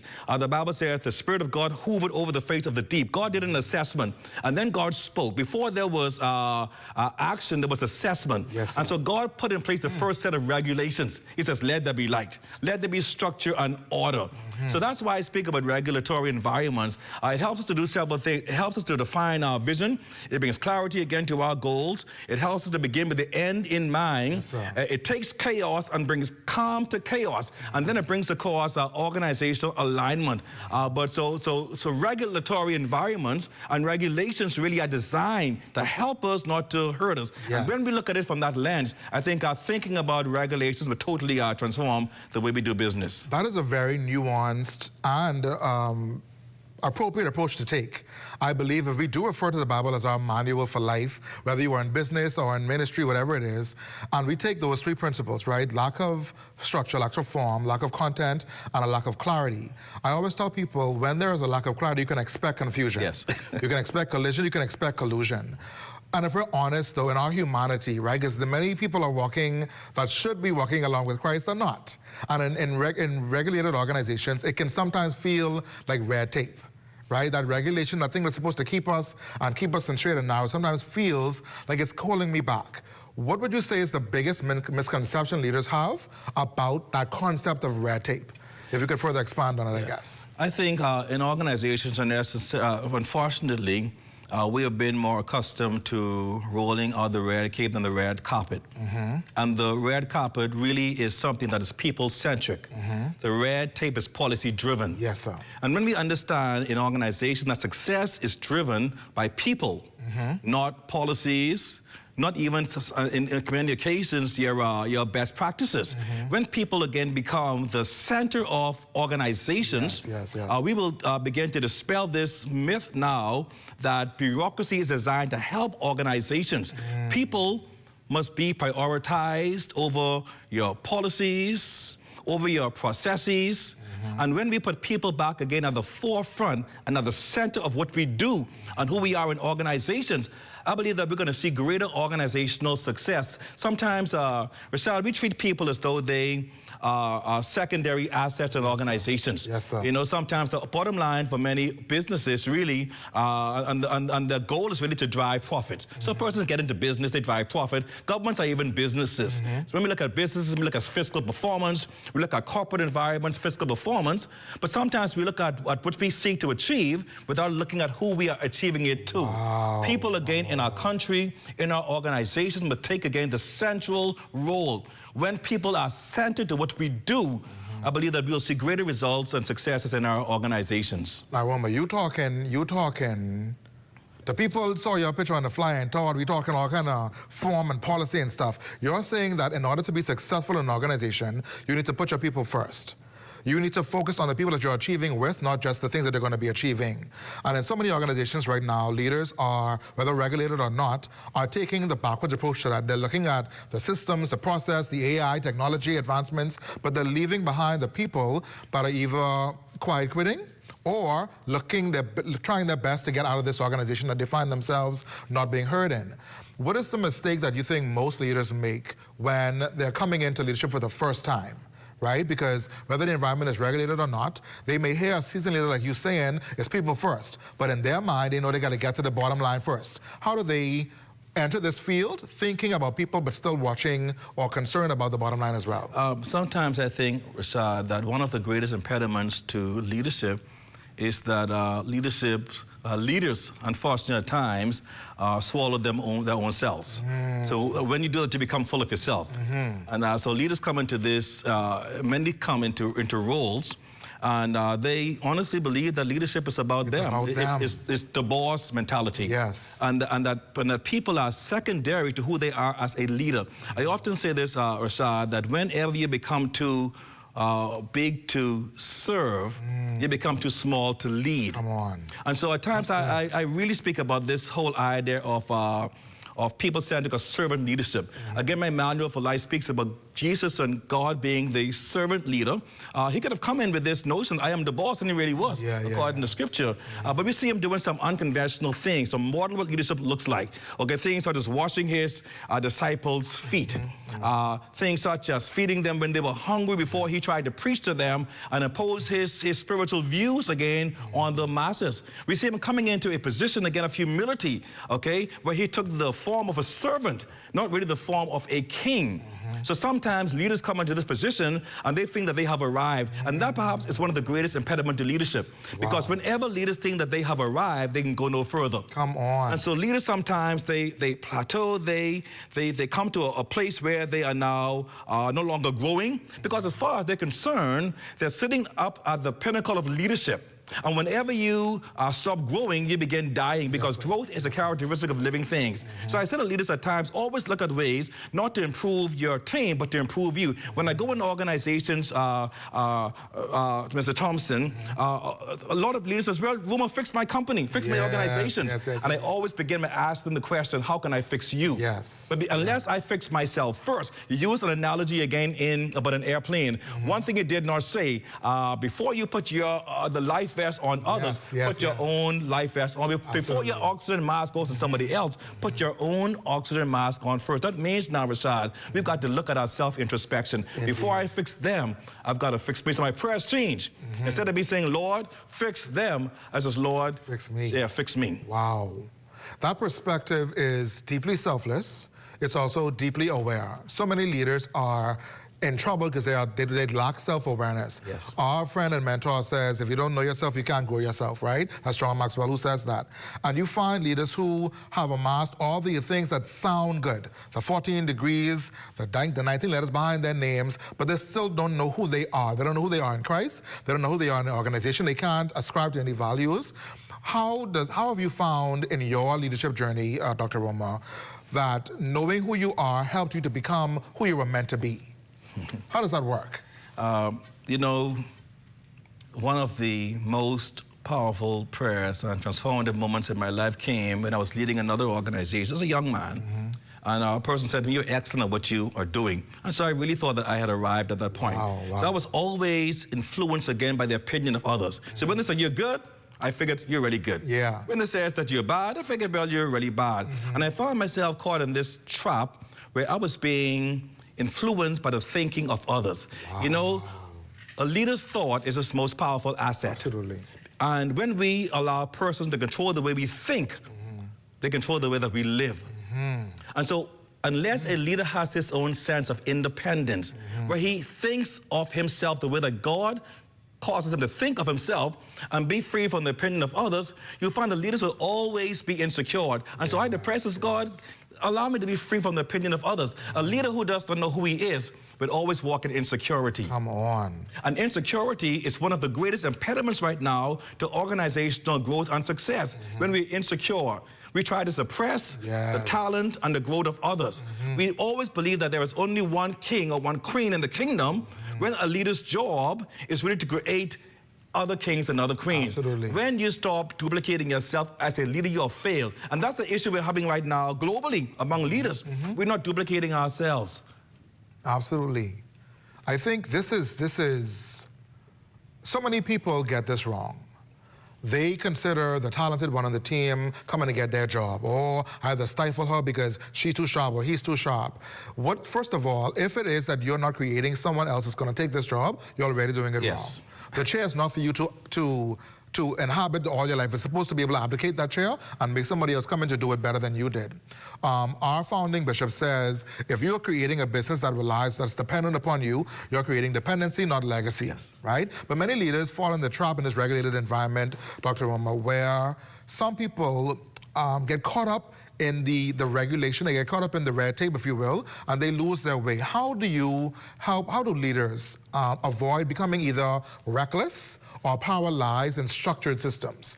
Because some people see structure as a means to beat the system, and others see it as a way to get stifled and not be creative. How do they avoid that paradox? First of all, structure is good, okay? Anything that lacks structure is set up again for failure. Absolutely. Okay, so structure is essential. When we lack structure in our country, we begin to see evidence of failure. Structure in our home, structure on our jobs. So structure is good. I think what happens is some persons do not connect the what they do to the why they're doing it. And that is why a person function according to a job or a title and not function based upon what they have been called to do to make a change and to leave a lasting influence in an organization or in their own personal life. So connecting the dot is very important now when it comes to work in a regulatory environment. I have, again, regulatory environments. You're looking, I think, to the Civil Aviation Authority of Bahamas. That is, again, connected again with the International Civil Aviation Organization and the FAA. You're looking at airlines, again, that are heavily regulated. But the regulations are in place to protect individuals and to protect the organizations. In the absence of regulation, we create now a culture of chaos. And the same thing could be said in every area of our lives, whether it's personal lives or family lives or discipline or our health. When we lack structure, we begin to create and fuel this narrative right now where chaos begin to really thrive. But when I know who I am, what I do, and how I do it now becomes secondary. When you are a person of excellence, it will manifest itself now in the work that you do.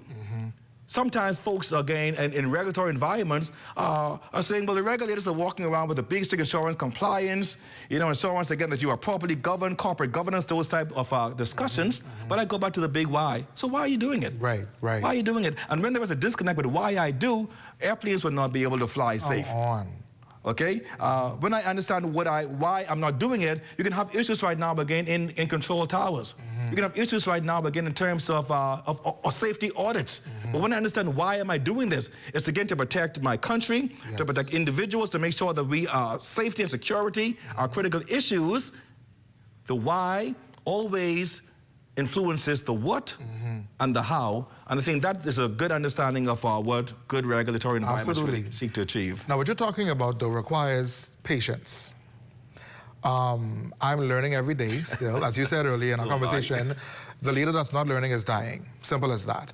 And if it is that many people confuse or misconstrue patience with passivity, right? Just letting things go by the wayside, letting things fall. How do leaders maintain urgency without destabilizing their system?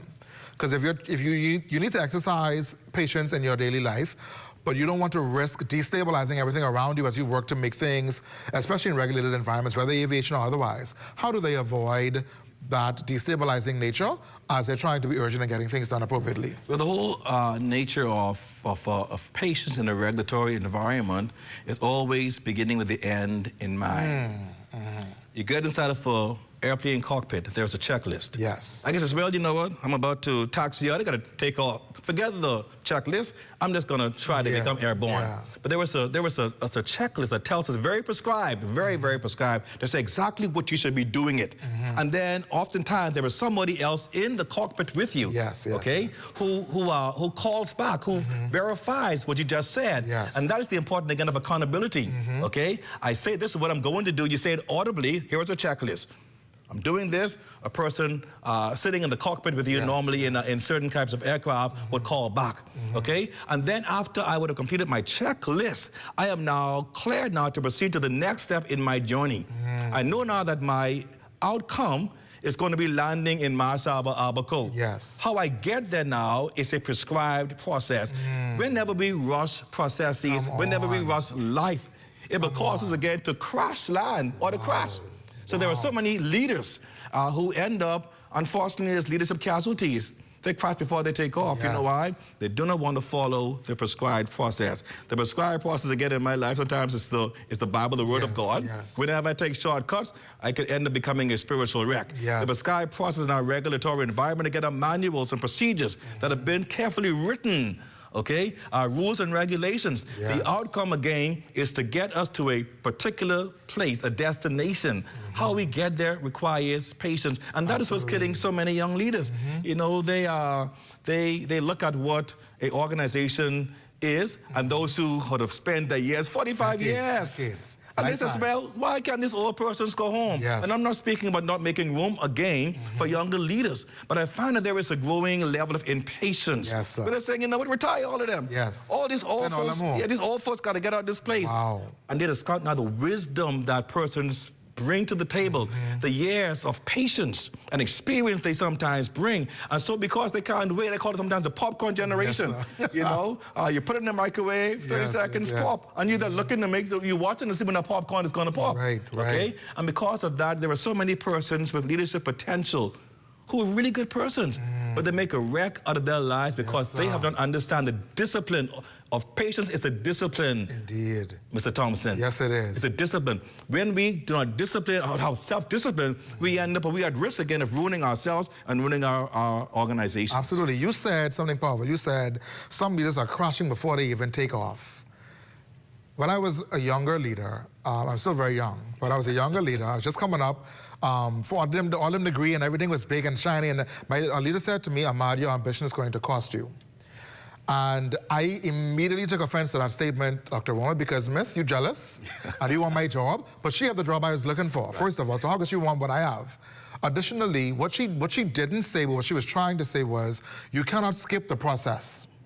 If you forego the process, you will not make the journey appropriately, you will not make the journey safely. And what we've discovered so far this evening is that the structure is not meant to hinder you. It's meant to propel you. It's meant to keep you regulated so you understand what's first, what's second, what's third, and you can arrive to that destination safely. If it is that you are you thinking about the red tape as opposed to the red carpet, if you're thinking about this regulation or this environment that you find yourself in keeping you back, you're doing it wrong.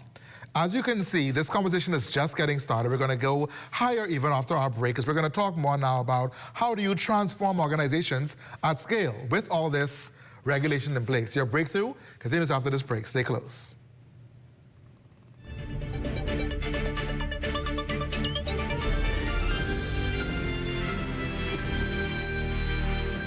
After 30 years of banking, I've decided to take a leap of faith. I moved from banking into an untapped industry, which is manufacturing in the Bahamas. And now we are standing on 3 acres of land on which we're going to be putting the Bahamas' first end-to-end plastic recycling company, Eden Recycling and Manufacturing Company Limited. Eden has 2 arms, recycling and manufacturing. This is groundbreaking for us. It's never been done before. It really makes a difference, not only in the Bahamas, but even around the world. This is not just a project that we're doing so that we can make a couple of dollars. We want to make sure that it benefits those who come after us. In future generations, we hope that this is a small vision, that they will take it and they'll expand on it. We can have the formula for what it means to do end-to-end recycling in the Bahamas, in the region, and even if we have to export these ideas and thoughts and concepts even into the U.S.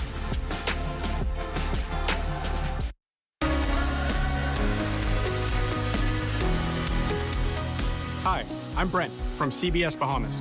You may know us for having the largest online catalog in the Bahamas, but what you may not know is we also have access to over 1 million products through our special order program. If you're looking for something and you can't find it on our website, so long as it's hardware or home improvement related, just let us know. We'll add it to our catalog. You can make the purchase and it'll be here in as little as 10 to 14 days.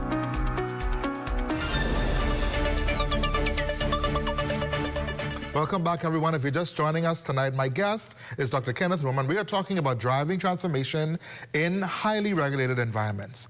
Dr. Roman, transformation at scale is different at this level of leadership. And transformation is not only about charisma or bold announcements or looking sharp and having fancy words. It's about strategic alignment, right? In your opinion, what must be aligned internally before you can experience external transformation in an organization? Rashad, again, thanks for that, Ahmad, for that question. Absolutely. I think the first thing is to understand the regulatory environment. Okay, you must know before you go. Yes, sir. So you must understand the rules, the regulations. So we do And we spoke about understanding the why. Yes. But now we need to understand the what. What are the rules? I go in organizations and many persons can't tell you. Wow. I ask them, what's your organization's vision or mission? And most persons can't tell me. Articulate that. I go to leaders and ask them again in sessions, what is your organization's vision? They can't articulate it. Wow. But they're going to tell me that they are busy. Yeah. They're busy. Working hard, much right down. Like, oh boy, oh lawn labor, oh child, and then you have persons who say that, oh, man, I've worked 70 hours this week, 80 hours. Boy, I work hard. I come early in the morning, I leave late, and I ask you, great, so what is it that you were seeking to achieve? What is your vision? Is what you're doing now connected again to your organization's vision and goals, your missions? And most really can understand that. So in a regulatory environment, I think you got to really understand and know the regulatory landscape. And then secondly, you got to really build compliance. That's basic collaboration. I happen to manage, again, in addition to my job as DDG of tourism, that has a wonderful team, again, managing across several destinations.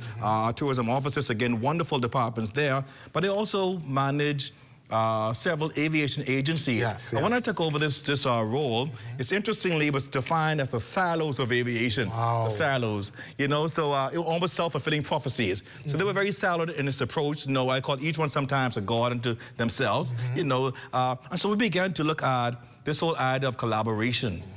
And collaboration now caused us to develop a strategic framework.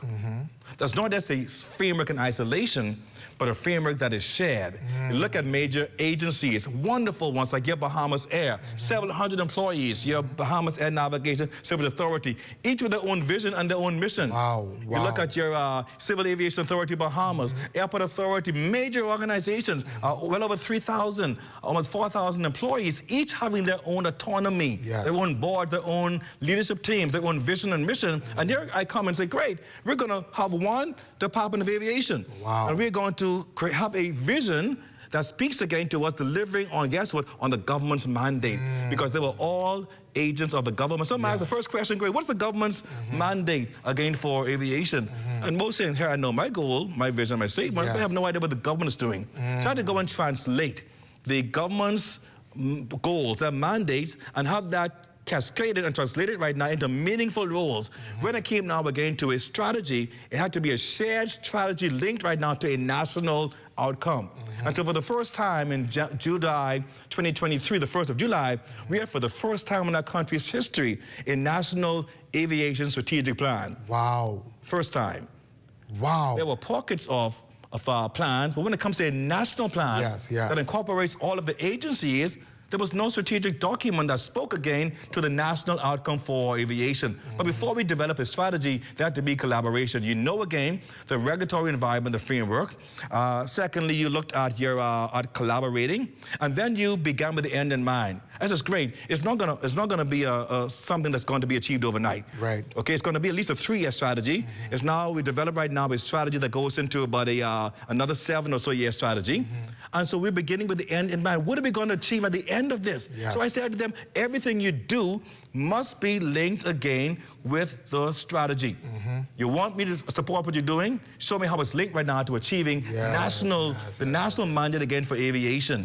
And then a meaningful thing we do, we got to celebrate small wins. Because sometimes persons get frustrated. You know, we have a vision, every year is a vision, and persons get discouraged. It starts off with a big bang.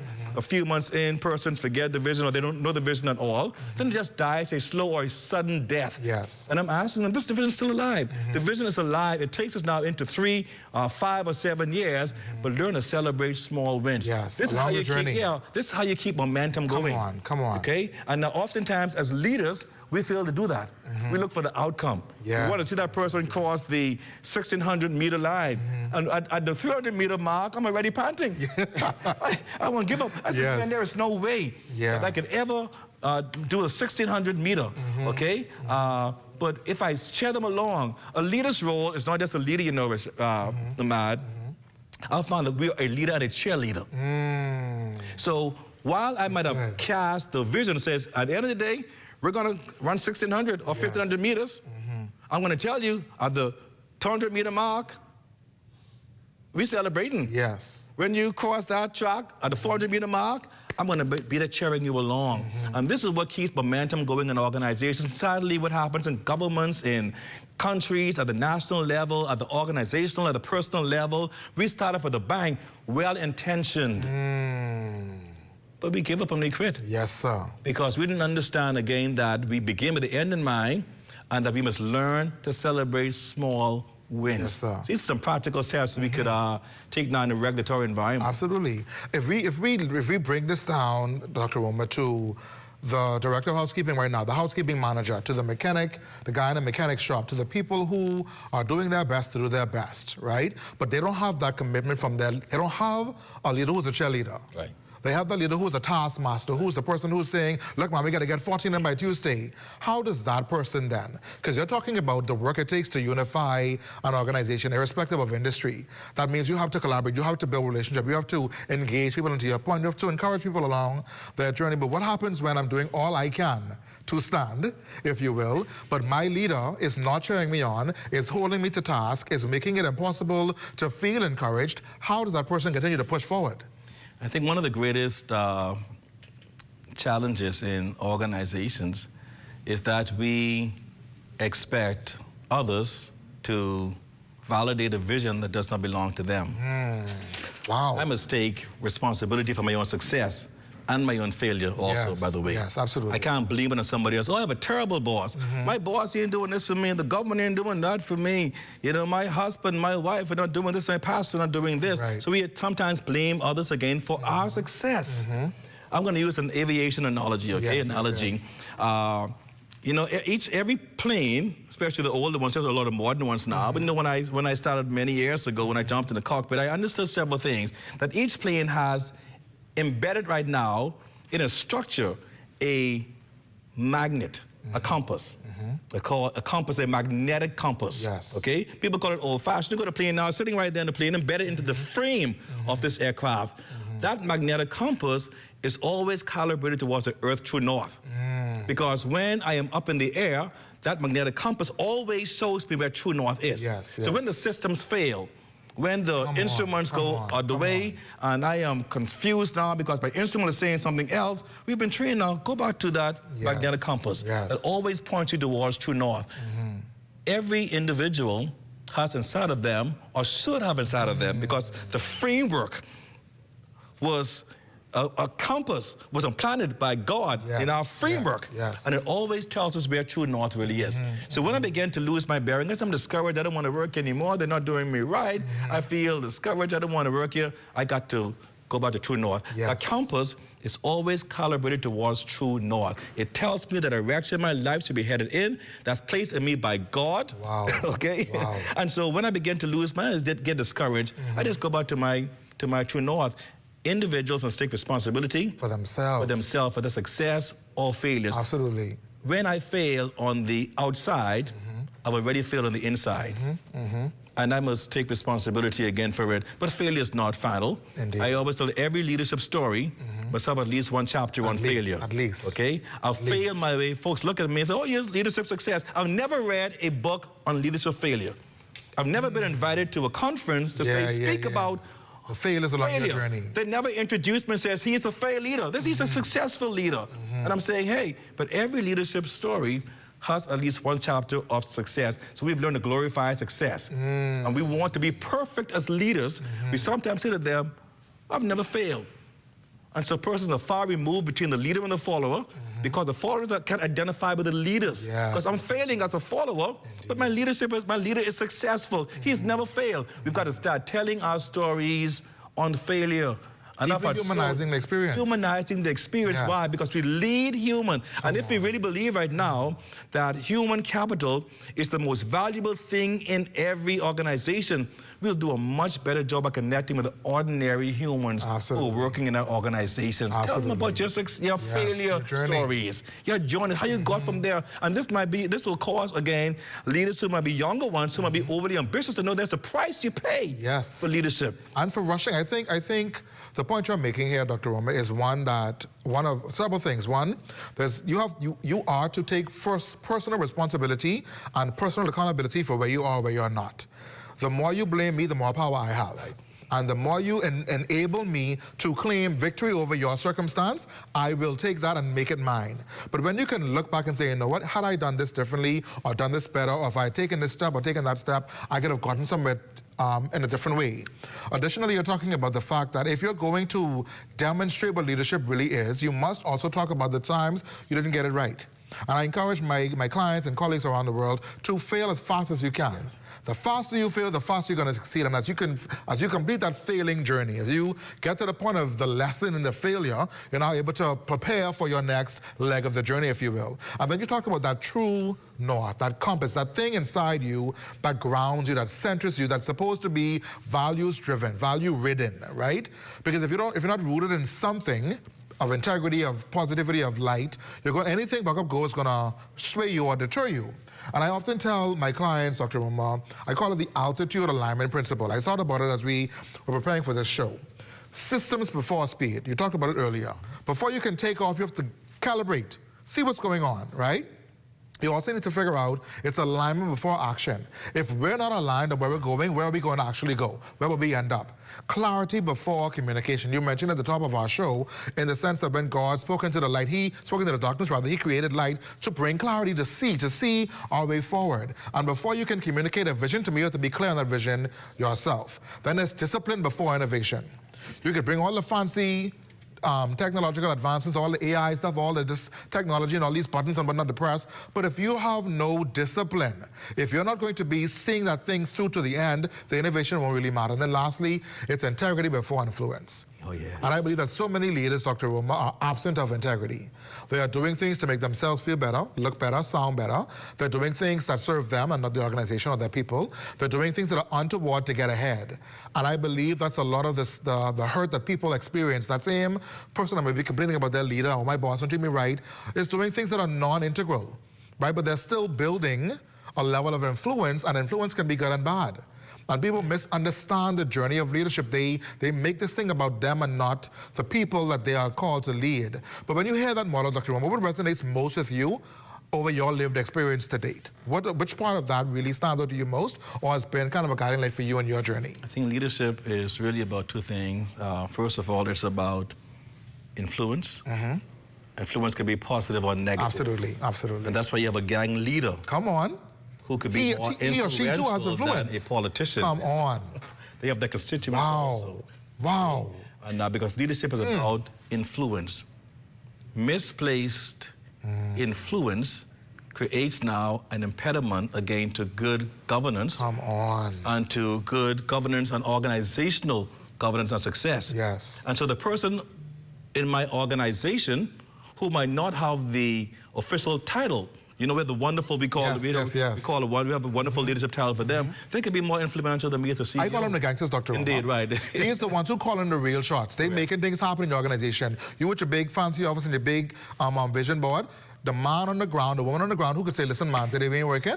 That's what it is. When they say we working, that's what it is. But a leader duplicates himself. Come on. So when you have a gangster who is more influential than the CEO, the gangster now duplicates himself. A leader duplicates himself. Wow. Irrespective of their method. Wow. And irrespective of where they are in the formal organizational structure. Wow. Okay? And so when I go into an organization and I say something is off, I say there are two things. Leadership is a problem. Mm-hmm. Leadership is the solution. Absolutely. Okay? I had an old CEO say to me before, says, you know, son, when you eat garlic, when you find yourself under pressure, it's going to start coming through your pores. Wow. So everybody's going to know now that I ate garlic in private. Yes, under pressure, it starts coming through my pores. It's a word. So pressure reveals who a leader really is. Absolutely. I always say this way, I say,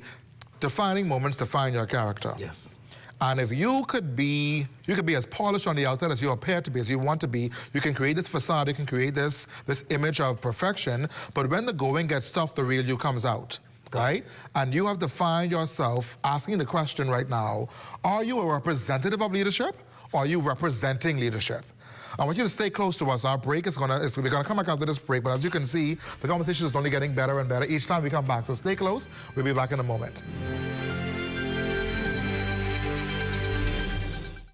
The internet is an essential tool for children and adults. It can be used to research school reports, communicate with teachers, and play interactive games. But online access also comes with risks, such as inappropriate content, cyberbullying, and online predators. Here are a few safety tips to help keep you and your children safe. Do not post too much personal information such as home addresses and phone numbers. Keep your privacy settings on and practice safe browsing to ensure children don't go on any inappropriate sites. Be careful about posting pictures or your whereabouts when going on vacation. Always know your child's passwords for email addresses and social media sites. Be sure to have your house computer in a common area where it can be easily monitored. Have conversations with them to make sure they aren't scheduling meetups with new people.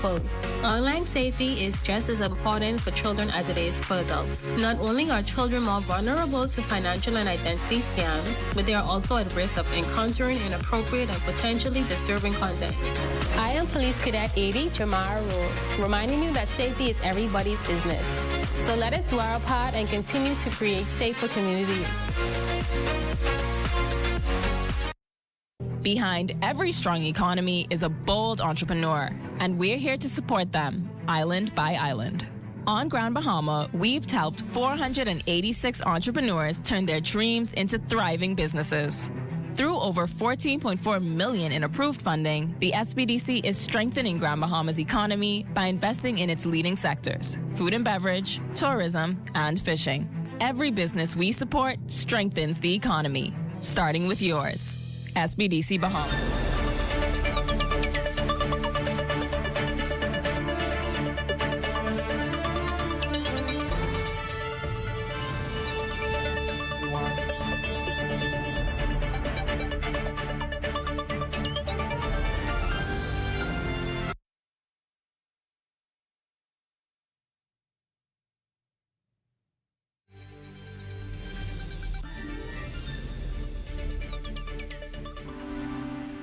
Mailboat service is a critical service to the islands of the Bahamas. Certainly, Andrews has always been there and dear to us. That's where we're born and raised.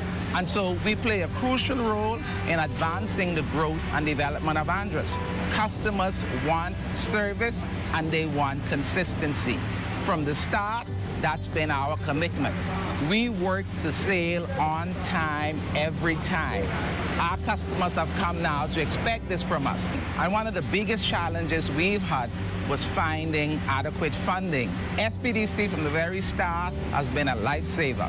My advice to young people, if you have a vision, a passion, an idea, go for it. Don't give up. It's not easy. If it was, everybody would be doing it. Be consistent and you'll get there.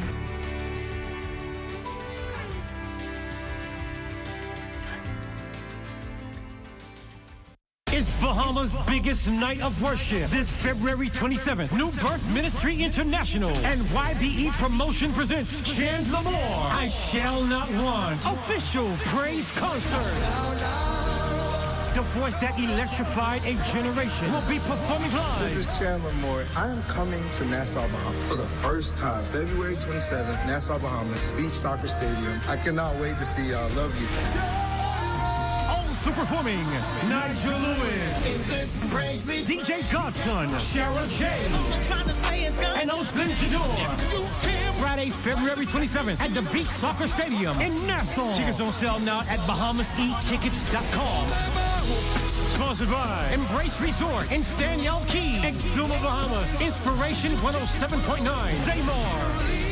For info, call 242-357-0116 or call 242-427-8111. Hepatitis is the inflammation of the liver, which is the organ responsible for filtering toxins from the body, producing bile for digestion, and producing proteins and clotting factors. The most important cause of hepatitis worldwide is viruses, of which there are 5 main types: A, B, C, D, and E. Hepatitis B and C are major health challenges globally, affecting over 300 million persons worldwide. The suspicion of hepatitis may be a challenge, as there are typically no symptoms. However, if infected, non-specific symptoms may include decreased appetite, nausea, vague abdominal discomfort, jaundice or yellow eyes, and abnormal liver function tests. If not treated, hepatitis of any type can lead to cirrhosis and liver cancer, which leads to over 1 million deaths worldwide. If you suspect you may have been exposed to the virus that causes hepatitis, talk to your doctor today and get tested. This public service announcement is brought to you by the Public Hospitals Authority in conjunction with the Medical Association of the Bahamas and the Broadcasting Corporation of the Bahamas.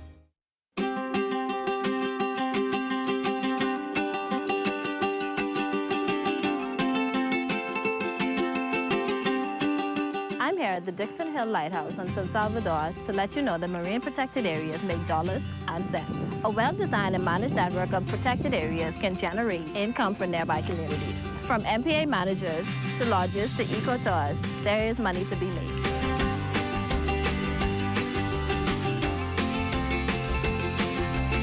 Healthy marine ecosystems help to protect our islands from climate change and other impacts that we cannot control.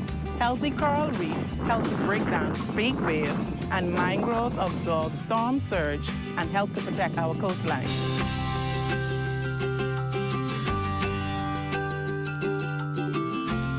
Older and larger fish tend to carry more and healthier eggs than younger fish.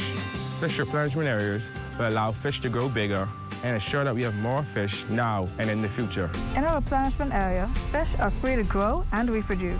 As their populations increase, more fish will spill over into other areas where fishermen can increase their catch and their income.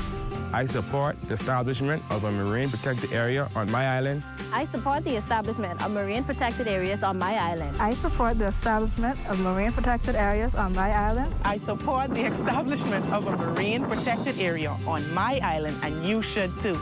And you should too. And you should too. And you should too. See the future with Bahamas Protected.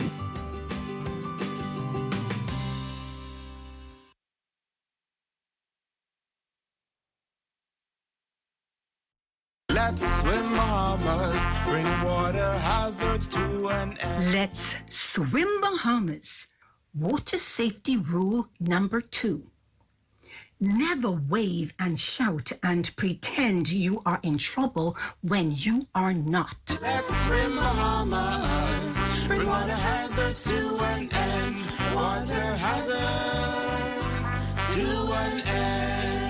Strong family bonds provide a crucial support system, often filling the gaps that might otherwise lead to reliance on social assistance. If we get the family structure support system right, you won't see adult children willingly putting their parents in senior citizens' homes. You won't see anyone putting children up for adoption. We should be the safety net for when the family begins to have some challenges. Addressing the root causes of dependency is essential, as our goal is to shift the focus from merely providing aid to fostering self-reliance. We must be prepared to move persons from dependency to self-sufficiency to economic empowerment. And I'm asking the public to join us on this journey. This has been the Heartbeat Brief, an inside look at the Ministry of Social Services, Information and Broadcasting.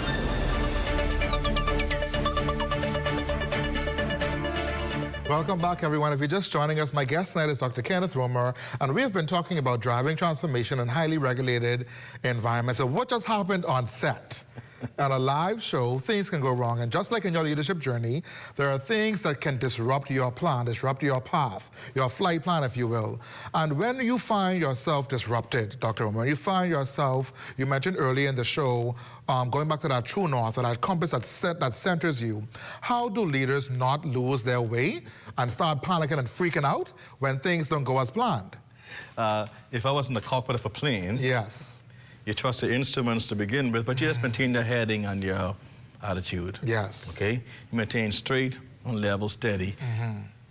Opposition, opposing wind. Yes. Is what really causes airplanes to fly.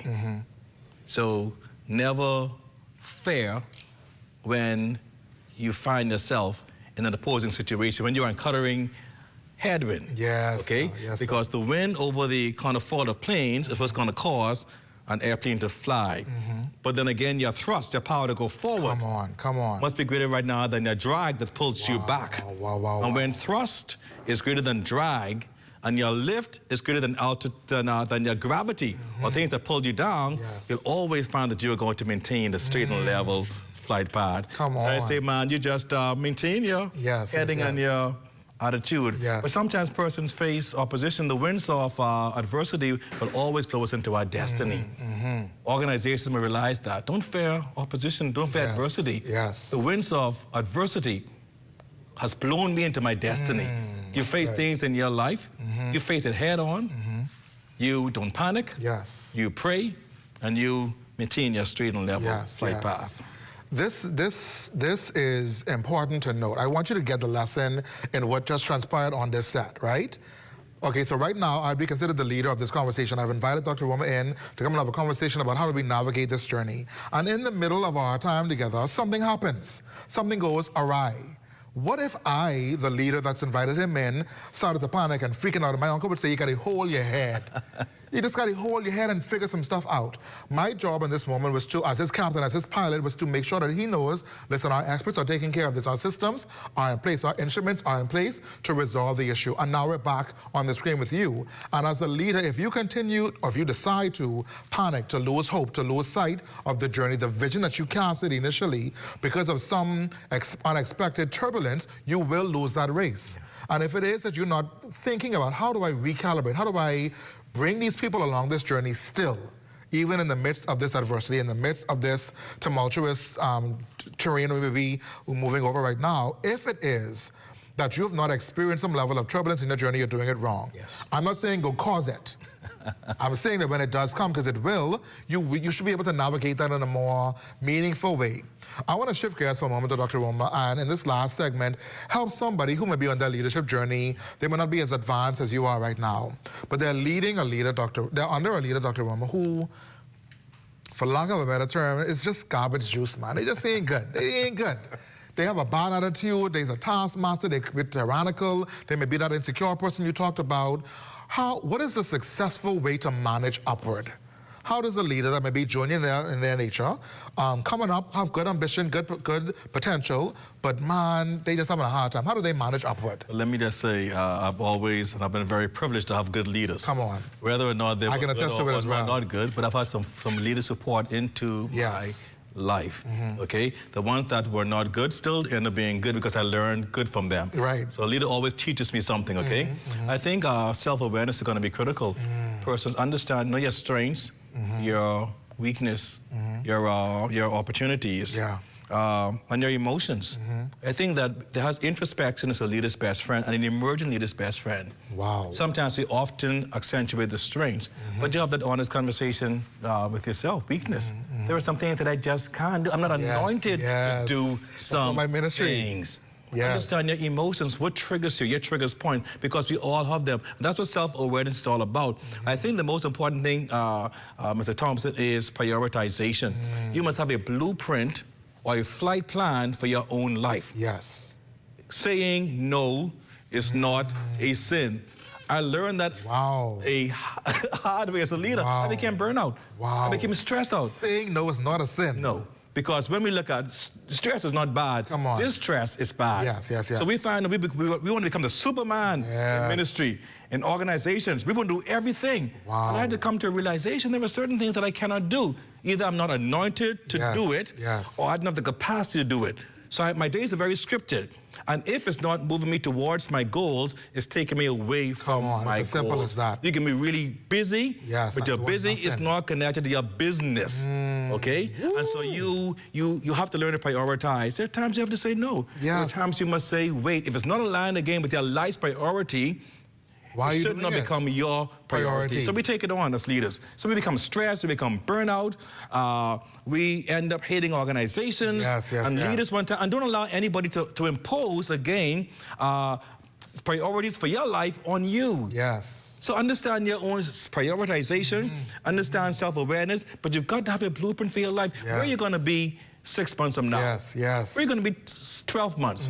Where are you going to be 3 years from today. And then what am I doing to get me there? Always put my tools in the toolbox. Indeed. We sometimes arrive. Unless you're putting more tools in the toolbox, you're going to become a one-dimensional leader. Come on. Okay, so when I want a contractor, you know, if you've only been doing hammering for 35 years or knowing a screwdriver, you lost that value to me. Yes. So folks have worked 45 years. There's a child, I'm looking for something else to do. No, sir. I know my woman job. You can't get a government job. I said, what can you do? I have 45 years experience.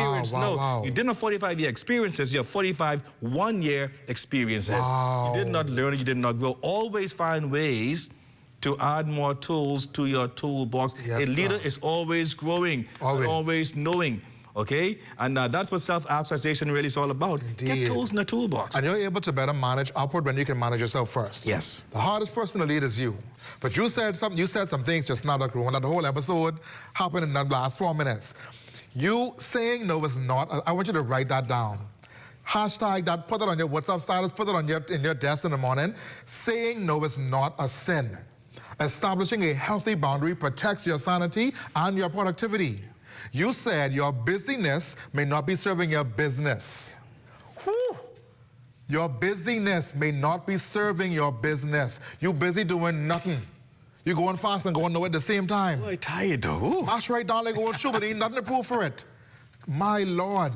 I want you to think about this in the perspective, ladies and gentlemen, that we sometimes confuse leadership with conflation. Sound good, look good, say the right thing all the time, be the one with the most words. But are you productive? Is there any substance to you, right?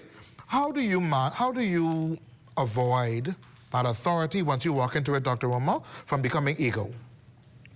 Because so many people walk in this narrow line of authority that they've been given or gifted and then making it all about them. We talked about it earlier. How do you manage that? From skipping from authority to egomaniac? First of all, success is designed to be shared. When a leader... Write these things down. Success is designed to be shared, man. But when a leader consumes his own success, he is at risk of becoming full of himself. Wow. And that's what drives ego. Wow. We take our success, we don't share it, we consume it for ourselves, we don't make others better, and these things now is what creates ego in a leader. And a leader who is full of ego becomes a leader full of insecurity. A leader full of insecurity will always see others as a threat. Come on. Will always suppress his or her organization. We are born to make life better for others. Come on. Not just make life better for ourselves. And that's what legacy is all about. Ladies and gentlemen, leaders across this generation, this country, this nation, this world, tonight we went higher. We discovered what we discovered is something that many leaders resist. Constraint does not weaken leadership, it reveals it. Anyone can lead with no reins, no open air. Anyone can move fast when there's no guardrails. Anyone can be bold when consequence is minimal. But when you are leading inside regulated systems, when scrutiny is constant, when expectations are layered, when multiple authorities are watching, when your team is watching, when every decision carries ripple effects beyond your desk, leadership is no longer about personality, it becomes about discipline. Tonight we learned that structure is not the enemy of transformation. Misalignment is regulation, it's not resistance. Irresponsibility is not altitude. It's not about visibility, it's about stewardship. Because at 35,000 feet in the air, there is no room for ego. There's no room for impulsiveness, there's no room for emotional instability. There's only room for clarity, alignment, integrity, and responsibility. And here's what I want every leader watching tonight to understand. The system you are inside may feel restrictive. The reporting lines may feel complex, the personalities may feel dynamic, the scrutiny may feel heavy, but those constraints are not there to suffocate you, they are there to refine you. And if you cannot lead inside structure, you cannot lead at scale. If you cannot remain steady under scrutiny, you cannot steward influence. And if you confuse visibility with impact, you will exhaust yourself trying to be seen instead of trying to build. Leadership at altitude is not about being impressive, it's about being responsible. And in this, my national charge tonight for you is the Bahamas does not need louder leaders. It needs steadier ones who don't have charisma only. It needs more clarity. It does not need leaders who chase applause. It needs leaders who understand and can withstand pressure in government, in banking, in healthcare, in corporate boardrooms, in entrepreneurship, in education, in public service, no matter where you serve. We need leaders who understand that regulation refines, that scrutiny strengthens, and that structure sustains. Dr. Roma, thank you so much for wanting to get down with us tonight and for helping us examine what leadership truly requires at this level of altitude. I invite you to stay tuned to the Bahamas tonight at 11 p.m. with Carvel Pyfram. We'll be at the final broadcast on all things happening in news. You may not be operating at 35,000 feet yet, but wherever you're leading, someone is depending on your steadiness. Someone is depending on your clarity. Someone is depending on your discipline. So lead like systems depend on it. Lead like reputation depends on it. Lead like nation depends on it, because whether you see it or not, it does. This is Amar Deshaun Thompson for the Rundown on Leadership. Until next time, everyone, lead well, lead steady, lead at altitude. We'll see you next week, should the Lord delay his calling. Great night, everyone. Take care. At Rusty Bethel Drive, I'm Paisol Forbes. This is ZNS.